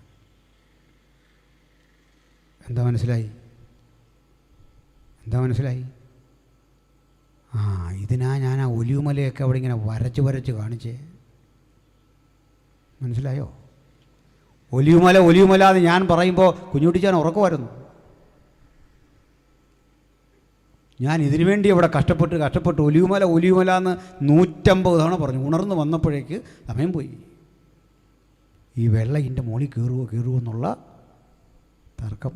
ആട്ടെ, ഈ 10-700 അടി ഉയരത്തിൽ നിൽക്കുന്ന ഒലിവുമലയിലേക്ക് ഈ വെള്ളം ഒഴുകി കയറുമോ? അല്ല, കയറൂല. അപ്പോൾ ഇതിൻ്റെ അർത്ഥം എന്താ? ചിലരുടെ അടുത്തൊരു കാര്യത്തിന് നമ്മൾ എന്നാ ചോദിക്കില്ലേ, അയ്യോ ഇന്നലെ വരാൻ വയ്യായിരുന്നു. അവൻ്റെ വല്യപ്പൻ നോക്കിയാൽ ഇന്നലെ വരാൻ പറ്റുമോ? ഇത് അരിയലെന്ന് പറയാം, അയ്യോ ഇതങ്ങോട്ട് പോയതേ ഉള്ളൂ ഇപ്പം. നമ്മളവർക്ക് നേരാന്ന് ചുമ്മാ പറയുന്ന. ഞങ്ങൾ ഈ കൂടുതൽ മനസ്സിലാക്കുന്നത് ഈ വീട് തിരക്കി ചെല്ലുമ്പോഴാണ് വാടകയ്ക്ക്. ഇന്നലെ ഒരു വീടുണ്ടായിരുന്നു, അതിവിടുന്ന് കുമളിക്ക് പോയെന്ന്. ഇന്നലെ വരെ ഇവിടെ മുണ്ടക്കയത്ത് 35 നിൽക്കുന്ന സമയം ഞാൻ കണ്ടേച്ച് വന്നേ, ഇന്ന് കുമളി ചെന്ന് കാണുമെന്ന്. ഇതിൻ്റെ അർത്ഥം ഇത്രേ ഉള്ളൂ, നടക്കുകയില്ല. നമ്മളാണെങ്കിൽ പിന്നെ അവിടെ തിരിഞ്ഞ് ചോദിക്കുക, വെച്ചാൽ ഇതെങ്ങനെയാ വെള്ളം കയറുന്നതെന്ന് വെച്ചു. പക്ഷേ അതിലൊരു സ്റ്റുഡൻ്റ് ഉണ്ടായിരുന്നു. അയാൾ തിരിഞ്ഞ് എന്നു പറഞ്ഞു, ചക്രവർത്തി കളിയാക്കുക എന്ന് മനസ്സിലായി. ഞങ്ങളുടെ ആവശ്യകതയുമായി തുലനം ചെയ്യുമ്പോൾ അങ്ങനെയും സംഭവിക്കും എന്ന് വിശ്വസിക്കാനാണ് എനിക്കിഷ്ടം. പക്ഷെ അന്നിത് വാക്ക് പാലിക്കാൻ അങ്ങ് ബാക്കിയുണ്ടാകുമോയെന്നറിയില്ല. വരാൻ പറഞ്ഞു. അവർ പോയി. 1-ാം ലോകമഹായുദ്ധം പൊട്ടിപ്പുറപ്പെട്ടു. 1914 ലോകം 2 ശാക്തിക ചേരികളിൽ പിരിഞ്ഞു. ബ്രിട്ടനും റഷ്യയും ഒക്കെ ചേരുന്ന ഒരു അലയൻസ് ഒരു ഭാഗത്ത്, മറുഭാഗത്ത് അലയൻസിൻ്റെ പേര് അച്ചുതണ്ട് ശക്തികൾ, ആക്സിൽ പവർ എന്ന് വിളിക്കുന്ന ഇറ്റലിയും ജർമ്മനിയും ഫ്രാൻസും ഒക്കെ ചേരുന്ന വേറൊരു ചേരി. യുദ്ധം കനത്തു. കുളുമ്പിരിക്കണ്ട ഘട്ടത്തിൽ ബ്രിട്ടനാണ് യുദ്ധത്തിൽ മേധാവിത്വം. നമ്മൾ ബ്രിട്ടൻ കീഴിലാണെന്ന് ഇന്ത്യ. നമ്മൾ വാക്കൂടെ നിൽക്കേണ്ടി വന്നു. സാക്ഷാൽ മഹാത്മജി വരെ പറഞ്ഞു ബ്രിട്ടീഷുകാർക്ക് വേണ്ടി യുദ്ധം ചെയ്യാൻ. മനസ്സിലായില്ലേ? ഗാന്ധിജിയുടെ പോലും സമാധാനം കെട്ടുപോയി, അടിച്ചേക്കാൻ പറഞ്ഞു. ബ്രിട്ടീഷുകാർക്ക് വേണ്ടി യുദ്ധം ചെയ്യാൻ പറഞ്ഞു. കാരണം നമ്മൾ ബ്രിട്ടീഷായിപ്പോയി അടിക്കാൻ. അങ്ങനെ യുദ്ധം കനപ്പെട്ടപ്പോൾ ഒരപകടം പറ്റി. മഞ്ഞുവീഴ്ചയിൽ കനത്ത പ്രതികൂല കാലാവസ്ഥയിൽ ബ്രിട്ടൻ കരുതി വച്ച വെടിമരുന്നുകളുടെ ശേഷി നിർവീര്യമായി. യുദ്ധം പരാജയപ്പെടുമെന്നായി. ഹിറ്റ്ലറുടെ സേന അടിച്ചു കയറുകയാണ്. ആ ഘട്ടത്തിൽ വെയ്സ്മാൻ എന്നറിയപ്പെടുന്ന ബ്രിട്ടീഷ് ഭൗതിക ശാസ്ത്രജ്ഞൻ ഓക്സ്ഫോർഡ് യൂണിവേഴ്സിറ്റിയിലുണ്ടായിരുന്നു. അദ്ദേഹം പറഞ്ഞു, യുദ്ധമൊന്നും നിങ്ങൾ തോക്കൂല, നമ്മൾ തോക്കൂല. ഏത് കനത്ത തണുപ്പിലും ഉഗ്രസ്ഫോടനം വർഷിക്കുന്ന അല്ല കരുത്തുറ്റ ആയുധങ്ങളുടെ പരമ്പര എൻ്റെ പക്കലുണ്ട്. അതിൻ്റെ ഫോർമുല ഇന്ന വസ്തുക്കൾ അടുപ്പിക്കണം. അതിൻ്റെ കൂട്ടൊക്കെ പറയാൻ നേരം പോരാ. തീ പിടിക്കുന്ന വസ്തു, ഏത് കനത്ത മഴയിൽ നിന്ന് കത്തുന്ന മണിക്കൂറുകൾ കത്തുന്ന സ്ഫോടനാത്മകമായ വസ്തു, പല കെമിക്കലുണ്ട്. തരാം. പകരം എന്ത് വേണം? എത്ര കോടി ഡോളറും പമ്പ് ചെയ്യാൻ റെഡിയായിട്ട് നിൽക്കുക ബ്രിട്ടൻ. പക്ഷെ വെയ്സ്മാൻ എന്ന ജൂതൻ പറഞ്ഞു, പകരം എനിക്ക് ക്യാഷ് വേണ്ട. യുദ്ധം നിങ്ങളെ ജയിക്കുമ്പോൾ പാലസ്തീൻ എന്നറിയപ്പെടുന്ന ഈ ഭൂപ്രദേശയിലെ 120 മൈൽ അത് ഞങ്ങൾക്ക് തരണം. സായിപ്പ് പറഞ്ഞു, സമ്മതിച്ചെന്ന് മാത്രമല്ല യുദ്ധം ജയിക്കുകയും ചെയ്തു. ഞാൻ പറഞ്ഞത്ര വേഗത്തിലൊന്നും അല്ല യുദ്ധം ജയിച്ചത്. നമുക്ക് നേരമില്ലാത്തത് കൊണ്ടും അതൊരു യുദ്ധമായതുകൊണ്ടും ഞാനത് വിടുന്നു. അല്ല, ഏറ്റുമുട്ടലും അടിയൊക്കെ പറയേണ്ടതാണ്. അപ്പോൾ യുദ്ധം വിജയിച്ചപ്പോൾ ഈ പാലസ്തീൻ തുർക്കികളുടെ കയ്യിലിരിക്കുക. തുർക്കികളുടെ കയ്യിൽ നിന്ന് പാലസ്തീൻ പിടിച്ചെടുക്കാൻ ബ്രിട്ടൻ അയച്ചത് ഒരു ആംഗ്ലിക്കൻ വിശ്വാസിയായിരുന്ന ഒരു ദൈവമകനെയായിരുന്നു, ബ്രിട്ടീഷ് ജനറൽ അല്ലൻബി. ഇന്നുകൊണ്ട് അങ്ങോട്ട് കിടക്കാൻ യോർദാന് കുറുകെ ഒരു അല്ലൻബി പാലം, 2 പാലം വഴി നമ്മൾ കയറുന്ന 2 അടുത്ത് കൂടി. ഒന്നിൻ്റെ പേര് ഷേഖ് ഹുസൈൻ പാലം, മറ്റൊന്ന് അല്ലൻബി പാലം. പോയി നോക്കാൻ പറഞ്ഞു. അല്ലൻബി വന്നു. നമ്മുടെ റാന്നിയിലെ പണ്ടത്തെ ബെയിലി പാലം പോലെ പാലമൊക്കെ ഉണ്ടാക്കി നേരെ അതുവഴി അക്കരെ കയറി ഒലിമലയുടെ മുകളിൽ ചെന്നു. ബൈനോക്കുലർ എടുത്തൊന്ന് നോക്കി പരിസരം മുഴുവൻ. ബാല്യത്തിൽ വായിച്ച് ശീലിച്ച ബൈബിളിൻ്റെ വചനങ്ങളിലൂടെ അദ്ദേഹത്തിൻ്റെ മനസ്സിങ്ങനെ കടന്നുപോയി. മരണയോർദാൻ കുറുകെ കടന്നതും യെരുസലേം കണ്ടതും ഒലിവുമല പോക്ക് കണ്ടതും താഴെ ഒരു തളികയിൽ എന്ന വണ്ണം തുള്ളിക്കളിക്കുന്ന ഗലീലിയ തടാകത്തിലെ വെള്ളം കണ്ടതും അദ്ദേഹത്തിൻ്റെ മനസ്സിലൂടെ ചിന്താമുഖരത്തിലൂടെ 100 ആശയങ്ങൾ കടന്നുപോയി. ഇതുവഴിയല്ലേ ഏലിയാവ് ദൈവത്തിൻ്റെ നീതിക്ക് വേണ്ടി ആയുധമെന്തിയത്? ഇവിടെയല്ലേ പെട്ടകത്തിൻ്റെ മുമ്പിൽ ദാവീദ് നൃത്തം ചെയ്തത്? ഇവിടെയല്ലേ ശലോമോൻ ദൈവനാമത്തിന് ആലയം പണിത് സമർപ്പിച്ചത്? ഇവിടെയല്ലേ യോശുവ ദൈവപ്രവൃത്തി കണ്ടത്? 100 ബൈബിൾ സംഭവങ്ങളുടെ കൃത്യം അടയാളപ്പെടുത്തലുകൾക്കൊടുവിൽ ഒലിവുമലയിൽ നിന്നുകൊണ്ട് യെരൂശലേം കണ്ടു. അതയാളിൽ ഒരു പ്രത്യേക ചിന്ത ഉണർത്തി. അടിവാരത്തുകൂടി വളഞ്ഞു തിരിഞ്ഞു കിടക്കുന്ന വഴി കണ്ട് അദ്ദേഹം മനസ്സിലാക്കി, ഈ യെരൂശലേമിൻ്റെ തെരുവീതിയിലൂടെ അല്ലേ എൻ്റെ ക്രിസ്തു മരക്കുരിശും ചുമന്ന് നടന്നത്. വെച്ചും വിറച്ചും തല്ലിവാങ്ങി വീണ ആ വഴിയിൽ അങ്ങകലെ കാണുന്ന മൊട്ടക്കുന്നല്ലേ സാക്ഷാൽ ഗോൽഗോഥ. അദ്ദേഹം കൺട്രോൾ റൂമിലേക്കൊരു മെസ്സേജ് അയച്ചു.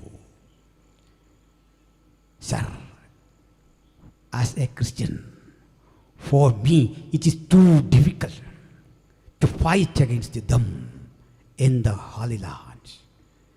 ഈ സ്ഥലത്തെ എൻ്റെ മഹാരാജാവിൻ്റെ നഗരിയിൽ ചോര ചൊരിയാൻ വയ്യ. എന്നെ ഒന്ന് മാറ്റി പകരം ഒരാളെ വിട്. കൺട്രോൾ റൂമിലെ മറുപടി, no mister Allenby, sorry, you are the right person to accomplish this task. This job belongs to you, Allenby. നീ തന്നെ ചെയ്യണം. അദ്ദേഹം പറഞ്ഞു, ഇപ്പോൾ ചെയ്യാം. ചോര ചൊരിയാതെ ഇവരെ വിമോചിപ്പിക്കാൻ എനിക്ക് സമയം തരണം. പെറ്റീഷൻ സാങ്ഷൻഡ്, റിക്വസ്റ്റ് സാങ്ഷൻഡ്, അനുവദിച്ചിരിക്കുന്നു. ആവശ്യത്തിന് സമയം എടുത്തോളാൻ. അങ്ങനെ ഈ പാസും പറഞ്ഞാൽ ഞാൻ രക്ഷപ്പെട്ടു. അല്ലൻബിയോട് അദ്ദേഹം പറഞ്ഞ പോലെ സമയം എടുത്തോളാൻ. ഒടുക്കം വേണ്ടേ, അല്ലൻബി പ്രോഗ്രാമിലൊരു മാറ്റം വരുത്തി. വെറുതെ കയറി വെടിവെക്കരുത്, ആക്രമണം അഴിച്ചു വിടരുത്, പരിപാടി നമ്മൾ ആരംഭിക്കുക. തനിക്കും തൻ്റെ പടയാളികൾക്കും ചില ദിവസങ്ങൾ താമസിക്കാൻ ബാരാക്കുകൾ സജ്ജീകരിച്ചു. എന്നിട്ടേ അനുദിന ജീവിതത്തിൻ്റെ ആവശ്യത്തിന് വെള്ളം വേണം. പട്ടാളക്കാരുടെ പ്രത്യേക തരത്തിലുള്ള പോളിത്തീൻ നിർമ്മിതമായ ടാങ്കുകൾ സജ്ജീകരിച്ചു. ഒരിടത്തല്ല, പലയിടത്ത് പല തട്ടിൽ ടാങ്കുകൾ സജ്ജീകരിച്ചിട്ടേ ജനറേറ്റർ കൊണ്ട് വൈദ്യുതി ഉൽപ്പാദിപ്പിച്ച് മോട്ടോർ വർക്ക് ചെയ്യിച്ച് പല തട്ടിൽ വെള്ളം എത്തിച്ച് ഒലിവുമലയുടെ മുകളിലും വെള്ളമെത്തി. ടാങ്കിൽ വെള്ളം നിറഞ്ഞിട്ട് കിദ്രോൻ തോട്ടിലേക്ക് വെള്ളം ഇറങ്ങി. ഇതിനാ കിദ്രോൻ തോടുമൊക്കെ പറഞ്ഞേ. ചുമ്മാ കയറി ദൈവത്തെ ഒന്നും വെല്ലുവിളിക്കരുത്. ചുമ്മാ കയറി അതും ഇതൊന്നും വിളിച്ചു പറയരുത്. ജൂതനെ കയറി ചുമ്മാ തോണ്ടാൻ പോയ കളി മാറും എന്ന് ഞാനിനി പറയണ്ടല്ലോ. പിന്നൊന്നുകൊണ്ട് പറയാം, കുട്ടികൾ സ്ത്രീകൾ വിഷമിക്കുന്നു, അത്താടമില്ല, കഷ്ടപ്പെടുന്നു. വല്ലവരും പറഞ്ഞ കയറി അടിക്കാൻ. എടാ, ടിപ്പർ ഓട്ടോറിക്ഷ കൊണ്ട് ടിപ്പർ വിലങ്ങാൻ പോകരുത്. ടിപ്പറുകാരനല്ലേ പോക്കോട്ടെ. മനസ്സിലായില്ലേ? നിനക്ക് നല്ല ഡ്രൈവിംഗ് അറിയാം, പണി അറിയാം, നാട്ടിൽ ഏറ്റവും നല്ല ഓട്ടോക്കാരനാ, ടിപ്പറിനിട്ട് വല്ലങ്ങരുത് അത് വെച്ച്. മനസ്സിലായില്ലേ? ആളും തരവും അറിഞ്ഞു കളിക്കണമെങ്കിൽ ആരാന്ന് അതിന് പറയാനുണ്ട്. ഒത്തിരി കഥകൾ, ഒത്തിരി സംഭവങ്ങൾ പറയാനുണ്ടെന്നേ. അടിയന്തര ഘട്ടത്തിൽ അവൻ്റെ നാട്ടിൽ റോഡിൽ ഫ്ലൈറ്റ് ഇറക്കും. അത്തരം റോഡാണ് അത്. അടിയന്തര ഘട്ടത്തിൽ എത്ര കോടീശ്വരനും സാധാരണക്കാരനും ഒരേ രൂപത്തിലെ വീട് പണിയാവും. വീടിനെല്ലാം ബങ്കറുകൾ ഉണ്ടായിരിക്കണം, ഭൂമിക്കടിയിലോട്ട് ഇറങ്ങാൻ. അവിടെ മരുന്നും ഭക്ഷ്യവസ്തുക്കളും ഒക്കെ സർക്കാർ എത്തിച്ചു കൊടുക്കും. ഒറ്റ മിനിറ്റ് കൊണ്ടൊരു സൈറം മുഴങ്ങും, സകല ജൂതനും അണ്ടർഗ്രൗണ്ടിൽ. എന്തൊരു ചിട്ടയാണതെന്ന് ഓർത്താണ് ഈ പറയുന്നത്. അവർ ചുമ്മാരെ ഉപദ്രവിക്കാൻ പോകുന്ന മനുഷ്യരൊന്നുമല്ല, നല്ല മനുഷ്യർ. എങ്ങനെ ഈ കാണുന്നതൊക്കെ എന്താണെന്നറിയണ്ടേ, ഈ മാധ്യമങ്ങൾക്കൊക്കെ വലിയ ഹിഡൻ അജണ്ടകളുണ്ട്. BBC അടക്കമുള്ള പത്രങ്ങൾക്ക് ഇത് വലിയ ലോബിയിങ്ങാണ്. ഈ പടയാളികളുടെ ക്യാമ്പിലേക്കൊക്കെ തുണി മുക്കിയിട്ട്, പെട്രോളിൽ തുണി മുക്കിയിട്ട് കുട്ടികൾ ഇവരുടെ ശരീരത്തിലേക്ക് വലിച്ചെറിയുക. മടുക്കുമ്പോഴാണ് ഒരു പെരുക്ക്. ആ പെരുക്ക് ഒരു 1.5 പെരുക്കായിരിക്കും. അതായി കാണുന്ന കുട്ടികൾ, സ്ത്രീകൾ, വിധവമാർ ഓടുന്നു. ഇടം മര്യാദയ്ക്ക് മനസ്സിലായല്ലോ. അവൻ്റെ യോം കിപ്പൂർ ദിനമെന്നൊക്കെ പറഞ്ഞാൽ ഭയങ്കര സംഭവമാണ്. മഹാപാപ പരിഹാര പെരുന്നാൾ. മഹാപാപ പരിഹാര പെരുന്നാളിൽ പ്രാർത്ഥനയ്ക്കിരിക്കുന്ന ജൂതൻ്റെ ഏകാഗ്രതയെ അപ്രസക്തമാക്കിക്കൊണ്ട് ഇടപെട്ട് കഴിഞ്ഞാൽ അവൻ പണി തുടങ്ങും. അതുകൂടെ പറയാൻ കേൾക്ക്. അപ്പോഴേ അല്ലൻബിയുടെ യുദ്ധം അങ്ങോട്ട് ആരംഭിച്ചു. യുദ്ധത്തിന് മുമ്പ് പുള്ളി മര്യാദയ്ക്ക് ഒരു ബൈപ്പോളാർ ഹെലികോപ്റ്റർ ഇങ്ങനെ അങ്ങോട്ട് പറത്തി. അതിലൂടെ ലഘുലേഖകൾ താഴേക്കിട്ടു. ഭയങ്കര ഹൃദയകാരിയായ വാക്കുകളാണ് എഴുതിയത്. എന്താ എഴുതിയെന്നറിയണ്ടേ? എതിരാളികളെ വിളിച്ചതാ, കുഞ്ഞുങ്ങളെ, നിങ്ങൾ എൻ്റെ നിരീക്ഷണ പരിധിക്കുള്ളിലാണ്. പറന്നു പോകാൻ ശ്രമിക്കരുത്. ആകാശം ഞാൻ കൊട്ടിയടച്ചിരിക്കുന്നു നിങ്ങൾക്ക് മുമ്പിൽ. പറക്കാൻ ശ്രമിക്കരുത്. ഇഴഞ്ഞു നീങ്ങരുത്. കരയും എൻ്റെ പരിധിക്കുള്ളിൽ. നീന്തിക്കടക്കരുത്. കടലും ഞാൻ അടച്ചിരിക്കുന്നു. ഒറ്റ വഴി കീഴടങ്ങുക. ഒന്നും ചെയ്യല. കീഴടങ്ങുക, അല്ലെങ്കിൽ പണി തുടങ്ങും എന്ന് അല്ലൻബി. അല്ല, നമുക്ക് ഈ ഊമക്കത്ത് കിട്ടുന്ന പോലല്ല. തട്ടിക്കളയും. ആരാന്നൊന്നുമില്ല. മനസ്സിലായില്ലേ? കൊന്നുകളയും. അങ്ങനെയൊന്നുമല്ല. പേരെഴുതി അല്ലൻബി. ഇത് വായിച്ചിട്ട് ഈ അല്ലൻബി എന്ന ഭാഗം ഈ അറബികൾ വായിച്ചപ്പോൾ അവർക്കിത് മനസ്സിലായത് അല്ലാഹ് എഗെയിൻസ്റ്റ് യു. അങ്ങനെ അർത്ഥം തിരിഞ്ഞ് അല്ലാഹ് എതിരായിരിക്കുന്നു. കണ്ടോ, വിദ്യാഭ്യാസം ഇല്ലൊരു കുഴപ്പമായി. ഇപ്പോഴൊക്കെയാണെങ്കിൽ മാറി. അപ്പോൾ ഇതൊക്കെ വായിച്ചിട്ട് അല്ലാഹ് എതിരാണെങ്കിൽ ഒറ്റ വഴിയുള്ളൂ, പാവങ്ങൾ കൈവക്കി പോക്കൊള്ളാൻ പറഞ്ഞു. കണക്കൊക്കെ എഴുതി അഭയാർത്ഥിയുടെ ലിസ്റ്റിൽപ്പെടുത്തി. ഇതിലേ കയറി, ഇതിങ്ങനെ കയറി കണ്ട് അങ്ങോട്ട് പോക്കൊള്ളാൻ പറഞ്ഞു. മനസ്സിലായില്ലേ? ഞങ്ങളുടെ നാട്ടിൽ KK ജെയിംസ് പ്രസംഗിച്ചുകൊണ്ടിരിക്കുമ്പോൾ ഒരു കുടിയൻ കിടന്ന് ബഹളം വെച്ചപ്പോൾ ഞങ്ങളുടെ ഒരു ചേട്ടൻ ചെന്നിട്ട് പുള്ളിക്ക് വഴി കാണിച്ചു കൊടുത്തു. നമ്മൾ ഈ കഥപുസ്തകത്തിലൊക്കെ ഉള്ള രാമുവിന് ശ്യാമുവിൻ്റെ വീട്ടിലെത്താൻ വഴി കാണിച്ചു കൊടുക്കുക എന്ന് പറഞ്ഞ യോഗം തീരുന്നത് വരെ ഇതിലേ കയറി അവൾ പോയി അവിടെ ഇരുന്നോളാൻ പറഞ്ഞു. അനങ്ങരുതെന്ന് പറഞ്ഞു, മിണ്ടരുതെന്ന് പറഞ്ഞു. ഒരു കുഴപ്പവും ഇല്ല. ഇന്നുവരെയും പുള്ളി ഒരു കുഴപ്പം ഉണ്ടാക്കിയിട്ടില്ല. എന്ന് പറഞ്ഞാൽ അല്ലൻബി കാണിച്ചു കൊടുത്തിട്ടുണ്ട് ഇതിലേ പൊക്കോളാൻ. അതല്ല രസം. അല്ലൻബിയുടെ ബൈപ്പോളാർ ഹെലികോപ്റ്റർ ഇങ്ങനെ അങ്ങോട്ട് കുറുകെ പറക്കുമ്പോൾ ക്ലോക്ക് വൈസിൽ പറക്കുന്നു റഷ്യയുടെ ഒരു ഹെലികോപ്റ്റർ. ഇങ്ങനെ അമേരിക്ക അയച്ചു കൊടുത്ത വേരണം. ഇങ്ങനെ ആകാശത്തൊരു വിമാനങ്ങളുടെ അഭ്യാസ പറക്കൽ ഇങ്ങോട്ട് നടക്കുക.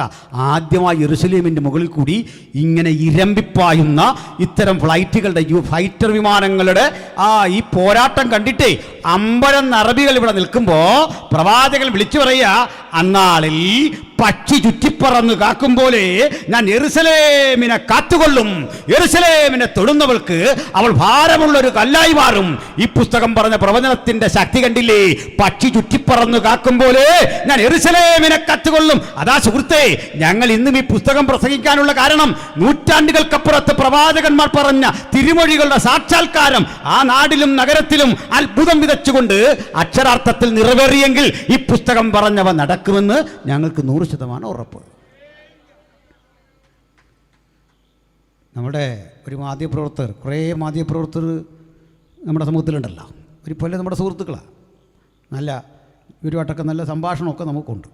നിങ്ങൾക്കല്ലേ അവർ പറയുന്ന കേൾക്കുമ്പോൾ മനസ്സിലാകും സ്രോതസ് എന്താണ്, എവിടെ നിന്ന് വരുന്നു എന്നൊക്കെ മനസ്സിലാവും. പോട്ടെ, അതൊക്കെ കണ്ടുപിടിച്ചാൽ മതി. അക്രൈസ്തവരായ പല ആളുകളും വൈകിട്ട് ബൈബിൾ ചർച്ച നടത്തിയിട്ട് ബൈബിളിൻ്റെ പ്രവചന നിവൃത്തി അർത്ഥശങ്കയ്ക്കിടയില്ലാതെ പറയുന്ന കാലത്താണ് നമ്മളിന്ന് ജീവിക്കുന്നത്. എന്തിനത്തരം പറഞ്ഞേ? ഒറ്റ വാക്കി പറയാം. അന്ന് യെരുശലേം കീഴടങ്ങി. തുർക്കികളുടെ തലവന് അദ്ദേഹത്തിൻ്റെ കയ്യിൽ നിന്ന് പോയി. യെരുശലേം അങ്ങനെ ആദ്യമായി ബ്രിട്ടൻ്റെ കയ്യിൽ കിട്ടിയെങ്കിലും യഹൂദന് കൈമാറാൻ പറ്റിയില്ല. കൈമാറാൻ എന്താണെന്ന് വെച്ചാൽ റഷ്യ അവരുടെ കൂടെയാണ്, അറബ് കൺട്രീസ് അവരുടെ കൂടെയാണ്. ഓയിലിൻ്റെ രാഷ്ട്രീയം, എണ്ണയുടെ രാഷ്ട്രീയം നിമിത്തം കൊടുത്ത സമ്മർദ്ദത്താൽ ഇത് കൊടുത്തില്ല. സായിപ്പ് വാക്ക് പാലിച്ചില്ലെന്ന് മനസ്സിലായോ? അതിനാ ഞാൻ പറയുന്നത്, സായിപ്പ് വല്ലതും തരുമെന്ന് പറഞ്ഞ് ഇവിടെ പള്ളി പണിയാനിരുന്നാൽ ഇതായിരിക്കും ഗതി. സായിപ്പ് ഏതാണ്ട് തരുമെന്ന് പറഞ്ഞ് മിനിസ്ട്രി സ്റ്റാർട്ട് ചെയ്താൽ നല്ല ദുഷ്പേര് കേൾക്കുകയും ചെയ്യാം. ഒരു പരിപാടി നടക്കുകയില്ല. നമ്മുടെ ബലം ഉയരത്തിലാണ്. സന്തോഷമുണ്ടോ? അവരാ നമ്മുടെ സ്പോൺസർ. ഹല്ലേലൂയ. പക്ഷെ പറഞ്ഞു പോയില്ലേ ഒരു ചെറിയ സൗജന്യം. എന്താ സൗജന്യം എന്നറിയണ്ടേ? ലോകത്തെവിടെയുള്ള ജൂതനും അവിടെ ചെല്ലാം. രാജ്യം തരിയല്ല, സ്ഥലം വില കൊടുത്ത് മേടിക്കാം. അങ്ങനെ ജൂതന്മാർ പതുക്കെ പതുക്കെ പതുക്കെ കയറി വന്നു. കയറി വരുന്ന ജൂതന് കാശില്ലാത്തവന് കാശ് കൊടുത്ത് പണം കൊടുത്ത് സമ്പന്ന ജൂതന്മാരകത്തേക്ക് കയറ്റി. പാവ അറബികൾ തങ്ങളുടെ സ്ഥലം വിറ്റഴിച്ചു. നല്ല വിലയ്ക്കാണ്, അന്നത്തെ നല്ല വില. പക്ഷേ കുഴപ്പം, തങ്ങൾ വിറ്റഴിക്കുന്ന ഭൂമിയുടെ മൂല്യം മനസ്സിലാക്കാതെ വിറ്റ് അവസാനം ഈ സ്ഥലത്തിൻ്റെ നല്ലൊരു ഭാഗം ജൂതന്മാരായി. അതായി നീ ജൂത പാലസ്തീൻ സംഘട്ടനം. കാര്യം മനസ്സിലായോ? സ്ഥലം വിറ്റ് പുട്ടടിച്ചിട്ടേ അവനോട് ഇറങ്ങെന്ന് പറഞ്ഞു കഴിഞ്ഞാൽ അത് എവിടുത്തെ പ്രമാണമാണ്? ചോദിച്ചതിൻ്റെ ഇരട്ടി വില. പാറമടക്കാരൻ ചോദിച്ച വിലയ്ക്ക് സ്ഥലം എടുത്തിട്ട് പിന്നെ അവനോട് കല്ലും കൊണ്ട് മുമ്പ് വഴക്കുണ്ടാക്കിയിട്ട് കാര്യമുണ്ടോ? ഇങ്ങോട്ട് പൊടി പറക്കുന്നു പറഞ്ഞിട്ട് കാര്യമുണ്ടോ? അത് മേടിക്കാൻ പോലെ ഓർത്തോണം. അവൻ്റെ പിന്നടം, ആ മേഖല അവൻ്റെയാ. അതാ ഞാൻ എത്ര ഇരട്ടി പൈസ അവൻ തന്നെ. ഇതുപോലെ ഈ സ്ഥലം പോയി. എന്നിട്ടേ ശക്തിപ്പെട്ടപ്പോൾ അവർ പറഞ്ഞു, ഞങ്ങളേതായാലും ഒരു രാജ്യമായിട്ട് നിങ്ങൾ അംഗീകരിക്കുകയല്ലോ. അംഗീകരിക്കുന്നില്ല, വേണ്ട. 1948 മെയ് 14 അവരൊത്തുകൂടിയിട്ട് പറഞ്ഞു, ഞങ്ങൾ ഇന്ന് മുതൽ സ്വതന്ത്രവും പരമാധികാരവുമായുള്ള ഒരു രാഷ്ട്രമാണ്. ഇത് കേൾക്ക്. റഷ്യ പറഞ്ഞു ഞങ്ങൾ അംഗീകരിക്കുന്നില്ല. 16 അറബ് രാജ്യങ്ങൾ പറഞ്ഞു ഞങ്ങൾ അംഗീകരിക്കുന്നില്ല. അതിലൊക്കെ ഡീസൻ്റ് നമ്മുടെ നെഹ്റു ആയിരുന്നു. നെഹ്റുജി പറഞ്ഞു ഞങ്ങൾ അംഗീകരിച്ചു. അമേരിക്കന് മുമ്പേ പറഞ്ഞു ഞങ്ങൾ അംഗീകരിച്ചു. ഇപ്പോൾ ഒത്തിരി പേര് അംഗീകരിച്ചോ ഇല്ലയോ എന്നുള്ളതിൽ കാര്യമൊന്നുമില്ലല്ലോ. അപ്പം ഞാനിവിടെ ഒന്ന് പ്രസംഗിക്കുക എന്ന് പറയുമ്പോൾ ഒരുത്തം പറയാം ഞാനത് അംഗീകരിക്കുന്നില്ല. നീ എന്തിനാ അംഗീകരിക്കുന്നത്? ഞാനിവിടെ നിൽപ്പുണ്ടല്ലോ. മനസ്സിലായില്ലേ? സംഭവിക്കാനുള്ള ഇവിടെ സംഭവിച്ചെന്ന്. നമ്മൾ പൊക്രാനിൽ ആണവ പരീക്ഷണം നടത്തി 6 തവണ. എന്നിട്ട് പ്രഖ്യാപിച്ചു നമ്മളൊരു ആണവായുധ രാജ്യമാണെന്ന് പറഞ്ഞപ്പോൾ യവന്മാർ പറയാ ഞാൻ നീ അംഗീകരിച്ചിട്ട് പൊട്ടാനുള്ളത് ഇവിടെ പൊട്ടിക്കഴിഞ്ഞ് അംഗീകരിക്കരുത് പറഞ്ഞൊരു കാര്യമുണ്ടോ? എന്തൊരു വിഡിത്തം ഈ പറയുന്നത്. പൊട്ടിച്ചു ഇവിടെ. എന്നിട്ടാണ് പറഞ്ഞത് അണ്വായുധ രാജ്യമെന്നൊക്കെ എന്ന് പറഞ്ഞ പോലെ അവരും പ്രഖ്യാപിച്ചു സ്വതന്ത്രവും പരമാധികാരമുള്ളൊരു രാജ്യം. പിറന്നു വീണ് 24 മണിക്കൂർ കഴിഞ്ഞപ്പോഴേ മിഡിൽ ഈസ്റ്റിലെ കരുത്തന്മാർ ഒത്തുചേർന്നിങ്ങോട്ട് വന്ന് ആക്രമിച്ചു. പിറന്നു വീണൊരു ശിശുവിനെ തടിവാടന്മാരായ മല്ലന്മാർ ഒതുക്കാൻ വരുന്ന പോലെ ചുറ്റുമുള്ള രാജ്യങ്ങൾ ആക്രമിക്കാൻ വന്നിട്ട് തലകുനിച്ചില്ല. അടുത്ത ഘട്ടം 63 യുദ്ധമുണ്ട്. ഓരോന്നും പറയേണ്ടതാണ്. നേരം പോയി. ഏറ്റവും ഒടുവിലത്തെ സംഭവം മാത്രം പറയാം. 6 ദിവസത്തെ യുദ്ധമെന്ന് പറയേണ്ടതാ. ഈജിപ്തും യോർദാനും സിറിയുമൊക്കെ അടങ്ങുന്ന സംയുക്ത സേന ഇതുപോലൊരു യോം കിപ്പൂർ നാളിൽ, മഹാഭാവ പരിഹാര ദിനങ്ങളിൽ ഇസ്രായേൽ ഉത്സവം ആചരിച്ചു കൊണ്ടിരിക്കെ അവർക്ക് പൊതു അവധിയൊക്കെ പ്രഖ്യാപിച്ച കാലം ജനങ്ങൾ ഉത്സവ ലഹരിയിൽ നിൽക്കവേ ഒരു സംഭവമുണ്ടായി. 3 രാജ്യങ്ങൾ ഒരുമിച്ച് ചേർന്നുകൊണ്ട് വർദ്ധിത വീര്യത്തോടെ ഈ രാജ്യത്തെ അടിച്ച് നിലംപരിചാക്കാൻ വരുമ്പോൾ ഇവർക്ക് മനസ്സിലായി ചെറുത്ത് നിന്നാൽ തോൽക്കും. പണ്ട് 10-11 വർഷം യുദ്ധം വലിച്ചു നീട്ടിയ രാജ്യത്തിന് വേണ്ട പണി കൊടുക്കാൻ ആ 3 രാജ്യങ്ങൾ സർവ്വശക്തിയോടെ വന്നതെങ്കിൽ ഇവരൊട്ടും വിട്ടില്ല. ഇവരെ പോർവിമാനങ്ങൾ പൊങ്ങിയത് ഈ വരുന്നവനെ തടയാനല്ല. ഇവരെ മൈൻഡ് ചെയ്തേയില്ല, കയറി വരാൻ പറഞ്ഞു പതുക്കെ. ഇനി കയറി വരിക. സീനായി മലയുടെ അടിവാരത്തിൽ കൂടി, ഗലീലാക്കടലിൻ്റെ തീരത്ത് കൂടി, സൂയസ് കനാലിൻ്റെ മുനമ്പം വഴി സേന ഇങ്ങോട്ട് ഉറുമ്പിഴഞ്ഞു വരുന്ന പോലെ അതിശക്തമായി മഴക്കോൾ പോലെ കയറി വരുമ്പോൾ ഇസ്രയേൽ എന്താ ചെയ്യുന്നറിയണ്ടേ? തൊട്ടടുത്ത് കിടന്ന ഈജിപ്തിൻ്റെ എയർപോർട്ട് തകർത്തു. അപ്പുറത്ത് കിടന്ന യോർദാൻ്റെ എയർപോർട്ട് തകർത്തു. ചുരുക്കി പറഞ്ഞാൽ ഇവിടുന്ന് യുദ്ധം ചെയ്തേച്ച് അവിടെ ചെന്നപ്പോൾ താഴാനിടയില്ലെന്ന്. ഈ സാധനം ഒന്ന് വെക്കണ്ടേ? വഴി കൊണ്ട് വെക്കാൻ പറ്റിയ സാധനമാണോ? മുണ്ടക്കയും കവലയെ കൊണ്ട് വെക്കാൻ ഒക്കുമോ? ഇടയില്ല. അടിച്ച് നിരത്തി മുഴുവൻ തീർത്ത് കഴിഞ്ഞപ്പോൾ എങ്ങനെയും യുദ്ധം തീർത്താൽ മതി. ഫ്ലൈറ്റ് ഇവിടെ ഇറക്കുക, ഇവിടോട്ട് ഇറക്കി, അവിടെ കിടക്കട്ടെന്ന് ജാമ്യം കൊടുക്കേ. 6 ദിവസം കൊണ്ട് യുദ്ധം തീർന്നപ്പോൾ അടുത്തടുത്തടുത്ത ഇടങ്ങളിൽ പണ്ട് പിടിച്ച സ്ഥലത്തിൻ്റെ 3 ഇരട്ടി പിടിച്ചെടുത്തു. പിടിച്ചെടുത്ത സ്ഥലങ്ങളുടെ കണക്ക് വിശദീകരിച്ചുകൊണ്ടിരിക്കുക ഒരുത്തം പറഞ്ഞു 16 കിലോമീറ്റർ പൊരുതി 6 ദിവസം കൊണ്ട് പിടിച്ചെടുത്തു. ഒരാൾ പറഞ്ഞു ഞാൻ 33 കിലോമീറ്റർ പിടിച്ചെടുത്തു. ഒരാൾ പറഞ്ഞു ഞാനൊരു 10-30 ഏക്കർ സ്ഥലം എല്ലാം കൂടെ. എന്തൊരലസ യുദ്ധം അല്ലേ? 10-30 ഏക്കർ സ്ഥലം. ഇവരൊക്കെ 16 കിലോമീറ്റർ 30 കിലോമീറ്ററും പിടിച്ചപ്പോൾ ഒരുത്തൻ 10-30 ഏക്കർ. പുള്ളി എല്ലാവരും ഇങ്ങനെ മിഴിച്ചു നോക്കി, ഇതെന്തൊരു യുദ്ധമാരടാ, ചായ കുടിക്കായിരുന്നു അതിൻ്റെ സമയത്ത് പോയി. പുള്ളി പറഞ്ഞതേ ഒരു പ്രത്യേക സ്ഥലമാണ് ഞാൻ പിടിച്ചെടുത്തേ. അനവധി നാളുകൾ നമ്മൾ കണ്ണീരോടെ കാത്തിരുന്ന, യോർദാൻ കൈക്കലാക്കി വെച്ച നമ്മളുടെ പിതാക്കന്മാരുടെ കല്ലറകളുള്ള ദാവീദിൻ നഗരമായ യെരൂശലേം. ഇത്രയും പറഞ്ഞിട്ട് ആ ജൂതൻ പൊട്ടിക്കരഞ്ഞിട്ട് സങ്കീർത്തനം വായിച്ചു. അളവ് നൂൽ എനിക്ക് മനോഹര ദേശത്തു വീണിരിക്കുന്നു, അതേ എനിക്ക് നല്ലൊരു അവകാശം ലഭിച്ചിരിക്കുന്നു, എനിക്ക് ബുദ്ധി ഉപദേശിച്ചു തന്ന യഹോവേ ഞാൻ എല്ലാ കാലത്തും വാഴ്ത്തും. അന്ന് പിടിച്ചെടുക്കുമ്പോൾ ഓരോ ഒത്തുതീർപ്പ്. അതനുസരിച്ച് അവിടെ ഇപ്പോൾ 2 മോസ്കുണ്ട്. ഒന്നിൻ്റെ പേര് അൽ അക്സ മോസ്ക് എന്നാണ്. മറ്റൊന്നിൻ്റെ പേര് ഒമറിൻ്റെ പള്ളി, ഡോം ഓഫ് ദ റോക്കാണ്. ഈ ഡോം ഓഫ് ദ റോക്കും അൽ അക്സയും ഒരേ കോമ്പൗണ്ടിലാണ്. ഇത് രണ്ടും ഇസ്ലാമിക ദേവാലയങ്ങളാണ്. അവർക്ക് വരാൻ നിസ്കരിക്കാം, മറ്റാർക്കും പ്രവേശനമില്ല. പക്ഷെ പ്രശ്നം അതല്ല, എത്ര പേരിവിടെ നിസ്കരിക്കാൻ വരും അതിൻ്റെ 10 മടങ്ങരട്ടി സൈന്യം നീക്കിയ യഹൂദൻ്റെ. നിസ്കരിച്ചോണം പോകണം, വേറെ പരിപാടിയൊന്നും പറ്റില്ല, കലാപരിപാടിയൊന്നും പറ്റില്ല. ആ കലാപരിപാടി മതി, പുതിയതൊന്നും വേണ്ട. അതവനും അറിയാം എന്തൊക്കെ ഇവിടെ ചെയ്യും, അത് കഴിയും പുറത്ത്. ഇതാണ് അവിടുത്തെ പ്രശ്നം. മനസ്സിലായോ? കാര്യം മനസ്സിലായോ? എന്നാൽ ഒന്നുകൂടെ മനസ്സിലാക്കിയോ? ഇപ്പോൾ അതും വിട്ടു, അവരിവിടെ എല്ലാം അങ്ങ് പിടിച്ചു, അവരുടെ കാൽ കീഴായി. അതാ പുതിയ സംഭവം. ഈ പുതിയ സംഭവം ഇങ്ങനെ നടക്കുമ്പോൾ ഒരു സ്ഥലം ഞാൻ നിങ്ങളെ ഒന്ന് പരിചയപ്പെടുത്തി പ്രാർത്ഥിക്കാം. ഈ അൽ അക്സ മോസ്കിനും യെരൂശലേമിനും ചുറ്റും ഇങ്ങനെ ഒരു പടുകുറ്റൻ മതിലുണ്ട്. അത് പലയാവർത്തി പൊളിച്ചൊക്കെ കെട്ടിയതാണ്. പൊളിയാത്തൊരു ഭാഗം വിലാപ മതിലാണ്. പലയാവർത്തി പൊളിച്ചെങ്കിലും, പല മതിലുകൾ പൊളിച്ചെങ്കിലും ഈ യെരൂശലേമിന് കിഴക്ക് ഒലിവുമലയെ ദർശനമാക്കിക്കൊണ്ട് ഒരു ഗേറ്റുണ്ട്. അതിൻ്റെ പേര് ഗോൾഡൻ ഗേറ്റ് എന്നാണ്. ഈ ഗോൾഡൻ ഗേറ്റ്, സുവർണവാതിൽ, യെരൂശലേമിന് കിഴക്ക് ഒലിവുമലയ്ക്ക് അഭിമുഖം. ഇത് മാത്രം ഒരുത്തനും ഇതുവരെ പൊളിക്കാൻ കഴിഞ്ഞിട്ടില്ല. ഈ അറബികളും യഹൂദന്മാരും ലോഹ്യത്തിലിരിക്കെ ഈ അറബികൾ ചോദിച്ചു, ഞങ്ങൾ പല ആവർത്തി ഇത് പൊളിക്കാൻ നോക്കി. ഓരോ കാലത്തും ഡിസംബർ 9, 1914 പൊളിക്കാൻ തുടങ്ങിയ കണക്കുണ്ട്. പലതും പൊളിച്ചിട്ടും ഞങ്ങൾക്കിത് മാത്രം പൊളിക്കാൻ പറ്റുന്നില്ല. എന്താണ് കാരണം? ഒരു അറബി പറഞ്ഞു, ഇത് പൊളിക്കാൻ പോയിട്ട് തുറക്കാൻ പോലും നിങ്ങൾക്ക് പറ്റില്ല, ഞങ്ങൾക്കും പറ്റില്ല. അവിടെ അടച്ച് സീൽ ചെയ്ത് വെച്ചിരിക്കുക, ആർക്കും കയറാനാകാതെ. പൊളിക്കാൻ പറ്റാത്തതിൻ്റെ കാരണം ചോദിച്ചപ്പോൾ പറയാ, ഇത് ഒരുത്തനെ തുറക്കാൻ പറ്റൂ, ആരും തുറക്കാതെ വണ്ണം അടയ്ക്കുന്നവൻ. ആരും അടയ്ക്കാതെ വണ്ണം തുറക്കുന്നവൻ, ആരും തുറക്കാതെ വണ്ണം അടയ്ക്കുന്നവൻ ഒരു ദിവസം ഇതുവഴി വരും.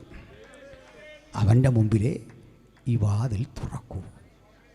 അതിൻ്റെ രഹസ്യം പറയാം. അടഞ്ഞു കിടക്കുന്ന മനുഷ്യൻ ബുൾഡോസറൊക്കെ കണ്ടുപിടിച്ചിട്ടേ കാലം ഇത്ര കഴിഞ്ഞിട്ടും പണ്ടടയപ്പെട്ട കഥകെ ഇനിയും തുറക്കാത്തതിൻ്റെ ഒരു കാരണം എസെക്കിയേൽ 44 1 മുതൽ വേഗത്തിൽ വായിക്കണം. എന്തുകൊണ്ട് ഈ കഥ കടഞ്ഞു കിടക്കുന്നു? ആർക്കും ഇത് തുറക്കാൻ കഴിയാതെ കിടക്കുന്നു. ഇത്രയും കാലം വളർന്നിട്ടും ആർക്കും തുറക്കാനാവാതെ അത് സീൽ ചെയ്തവിടെ വച്ചിരിക്കുന്നു. പൊളിക്കാനാവാത്തതിൻ്റെ രഹസ്യം എസെക്കിയേൽ 44:1 മുതൽ. അനന്തരം അവൻ എന്നെ വിശുദ്ധ മന്ദിരത്തിൽ കിഴക്കോട്ട് ദർശനമുള്ള പുറത്തെ ഗോപുരത്തിലേക്ക് മടക്കിക്കൊണ്ടുവന്നു. അനന്തരം അവൻ എന്നെ വിശുദ്ധ മന്ദിരത്തിന്റെ പുറത്തോട്ട് കിഴക്കോട്ട് ദർശനമുള്ള പുറത്തെ ഗോപുരത്തിങ്കിലേക്ക് മടക്കിക്കൊണ്ടുവന്നു. എന്നാൽ അത് അടച്ചിരുന്നു. എസെക്കിയേലിന്റെ കാലത്ത് പറയാ, യേശുവിനും 1800 കൊല്ലം മുമ്പേ. എന്നാൽ അത് അടച്ചിരുന്നു. കാരണം വായിക്കൂ. അപ്പോൾ യഹോവ എന്നോട് അരുളി ചെയ്തത്, ഈ ഗോപുരം തുറക്കാതെ അടച്ചിരിക്കണം. അപ്പോൾ കർത്താവ് എന്നോട് അരുളി, മകനെ, ഈ ഗോപുരം തുറക്കാതെ അടച്ചിരിക്കണം. ആരും അതിൽ കൂടി കടക്കരുത്. കാരണം ഇസ്രായേലിന്റെ ദൈവമായ യഹോവ അതിൽ കൂടി അകത്ത് കടന്നുകൊണ്ട് അത് അടച്ചിരിക്കണം. അതെ, അതാ കാര്യം. ചെറിയൊരു കാര്യം. ദൈവ തേജസ് ഇതിനകത്ത് കടന്ന വഴിയാ. ആ തേജസ്സിന്റെ മൂർധന്യ ഭാവമായ അവരിലല്ലോ ദൈവത്തിന്റെ സകല സമ്പൂർണതയും വേഗരൂപമായി വസിക്കുന്ന ജഡത്തിൽ വെളിപ്പെട്ട ദൈവപുത്രൻ വരുമ്പോൾ അവൻ്റെ മുമ്പിൽ മാത്രമേ ഇത് തുറക്കൂ. കണ്ട, അവൻ്റെ വരവിന് കാത്തിരിക്കുക സ്ഥലം ഇപ്പോഴും. ഒരു ദിവസം അവനൊരു വരവ്. സന്തോഷമുണ്ടോ? അവൻ വെറുതെ അല്ല വരുന്നത്. വീണ്ടെടുക്കപ്പെട്ട തൻ്റെ തിരുസഭയെ മാറിലണച്ച് ഇതിലേക്കൊരു വരവാണ്. അങ്ങനെ ഒലിവുമലയിൽ തൻ്റെ തിരുസഭയുമായി അവനങ്ങോട്ട് പാദമൊന്നുമ്പോൾ സക്കറിയ പറയാ, ഒലിവുമല 2 പിളരും, ഒരു താഴ്വര സംജാതമാകും. ഈ ഒലിവുമല കടന്ന് കിദ്രോൻ തോട് കടന്ന് കിഴക്കേ വാതിലിന് അഭിമുഖമായി അവിടുന്ന് അങ്ങോട്ട് ചെല്ലുമ്പോൾ സഹസ്രാബ്ദങ്ങളായി അടഞ്ഞു കിടക്കുന്ന യെരുശലേമിൻ്റെ കിഴക്കേ വാതിൽ അവിടുത്തെ മുമ്പിൽ മലർക്ക തുറക്കും. ഒരു പരമ്പര പോലെ സീൽ ചെയ്തതും അകത്തെ ഡോറും കെട്ടിയ കട്ടയും ഇങ്ങനെ അകന്നകന്നകന്ന് അവൻ്റെ പാദസ്പന്ദനമിട്ട് അതങ്ങോട്ട് തുറക്കും. അതങ്ങോട്ട് തുറക്കവേ ആ രംഗമാത്മാവിൽ 1000 ആണ്ട് മുമ്പ് കണ്ട് ദാവീദ് അവിടുത്തെ എഴുന്നള്ളത്ത് മനസ്സിൽ ധ്യാനിച്ച് പ്രാർത്ഥിച്ച് വെളിപ്പാടിനാൽ എഴുതി, വാതിലുകളെ നിങ്ങളുടെ തലകളെ ഉയർത്തുവിൻ, പണ്ടയുള്ള കതകുകളെ ഉയർന്നിരിപ്പിൻ, മഹത്വത്തിന്റെ രാജാവ് പ്രവേശിക്കട്ടെ. ജൂതനെ തള്ളിക്കളഞ്ഞ ജൂതസമൂഹം, യേശുവിനെ തള്ളിക്കളഞ്ഞ ജൂതസമൂഹം പരിഭ്രാന്തി കൊണ്ട് ചോദിച്ചു, ആരാകുന്നു ആ രാജാവ്? തേജോമയനായ ദൈവപുത്രനെ ചൂണ്ടിക്കാണിച്ചു പറയുക, അവനാകുന്നു നമ്മുടെ രാജാവ്. ഒരു ചാതുര്യ കീർത്തനം പാടുവി, ദൈവം സർവഭൂമിക്കും രാജാവാകുന്നു. ഹല്ലേലൂയ. അങ്ങനെ യെരൂശലേം കേന്ദ്രീകരിച്ച് അക്ഷരാർത്ഥത്തിൽ യേശു കർത്താവ് 1000 ആണ്ട് വസിക്കും. ഇതൊക്കെയാണ് ഞങ്ങളുടെ വിശ്വാസം. സഹസ്രാബ്ദ വാഴ്ച. അപ്പോൾ എവിടെ എത്തിയുള്ളൂ? സത്യം പറഞ്ഞാൽ വെളിപ്പാട് 20 എത്തിയുള്ളൂ. 21, 22, 23, 22 വരെയുള്ള അധ്യായങ്ങൾ കിടക്കല്ലേ. പോട്ടെ, നമുക്ക് നിർത്തണം. അപ്പോഴേ ഈ 1000 ആണ്ട് വാഴ്ച വാസ്തവത്തിൽ സഭയ്ക്കുള്ളതല്ല. ഇനി ഇത്രയും വെട്ടിയെടുത്തിട്ട് വെറുതെ എന്നെ ഇനിയും ക്രൂശിക്കരുത്. ഇപ്പം തന്നെ താങ്ങാനാവുന്നതിലധികം പ്രതിസന്ധിയുണ്ട്. ഒരിക്കലൊരു സഹോദരി പറഞ്ഞല്ലോ, ഇപ്പോൾ വന്ന വഴക്ക് പിടിക്കാനും വയ്യ, പുതിയ വഴക്ക് എടുക്കാനും വയ്യ എന്ന് പറഞ്ഞൊരവസ്ഥയിലാണ് ഞാൻ പോകുന്നത്. വന്ന വഴക്ക് തടയാനും വയ്യ, പുതിയത് എടുക്കാനും നേരം കിട്ടുന്നില്ല. അതൊരവസ്ഥ. സഭയ്ക്ക് വേണ്ടിയല്ലെന്ന് പറഞ്ഞത് 100% അല്ല. നമ്മളോട് പറഞ്ഞ വാഗ്ദത്വമൊന്നുമല്ല. ആദമ്യകുലത്തോട് പണ്ട് പറഞ്ഞതാണ്, പാപം ചെയ്യാതിരുന്നെങ്കിൽ കുഞ്ഞെ നിൻ്റെ ഒരു ദിവസം ദാണ്ടിങ്ങനെയെന്ന്. ട്യൂഷൻ ക്ലാസ് പോലെ ഒറ്റ ദിവസം എന്തിനാണ് കാണിച്ചു തരാൻ. നമുക്കുള്ളതല്ലേ, അമ്മ കൂടെ ഉള്ളതാണ്. വിഷമം മാറിയില്ലേ? വിഷമം മാറിയോ? എന്താ കാര്യം എന്നറിയണ്ടേ? കാന്തൻ എവിടെയുണ്ടോ അവിടെ കാന്ത ഉണ്ടാവും. അങ്ങനെ നമുക്കൂടെ ഉള്ളത്. അത് മാത്രമല്ല, അതിൻ്റെ കാരണമുണ്ട്. അത് പറഞ്ഞ് നമ്മൾ പ്രാർത്ഥിക്കുമ്പോൾ ഇവിടെ ഇരിക്കുന്ന സകല ആളുകളുടെയും ദുഃഖം മാറും. എന്താണെന്നറിയണ്ടേ? നമ്മളെല്ലാം കല്യാണം കഴിച്ചു. കല്യാണം കഴിക്കാത്ത കുറേ പേരുണ്ട്. കർത്താവിൻ്റെ വരവിന് മുമ്പ് എത്രയും പെട്ടെന്ന് കല്യാണം കഴിച്ചോണം. യമോൻ്റെ അനിയനോടാണ് ഞാൻ പ്രത്യേകിച്ച് പറയുന്നത്. അവൻ്റെ മുഖത്ത് വന്നപ്പോൾ മുതലേ എനിക്ക് ആ ഏകാന്തത ഇങ്ങനെ കണ്ടിട്ട് എനിക്ക് സഹിക്കാൻ പറ്റുന്നില്ല. അപ്പോൾ ഏതായാലും അത് പോട്ടെ. ഈ അവസ്ഥയെന്ന് പറഞ്ഞാൽ കല്യാണം കഴിച്ചാൽ ചില ആൾ പറയാ, ഞാൻ വലിയ കാശ് ഒന്നും നോക്കിയില്ല. കാശ് വരും പോകുമെന്ന് പറഞ്ഞാൽ അതിൻ്റെ അർത്ഥം ആ പെണ്ണ് ഒത്തിരി മെടുക്കിയായതുകൊണ്ട് അവൻ കാശ് വേണ്ടെന്ന് വെച്ചെന്നർത്ഥം.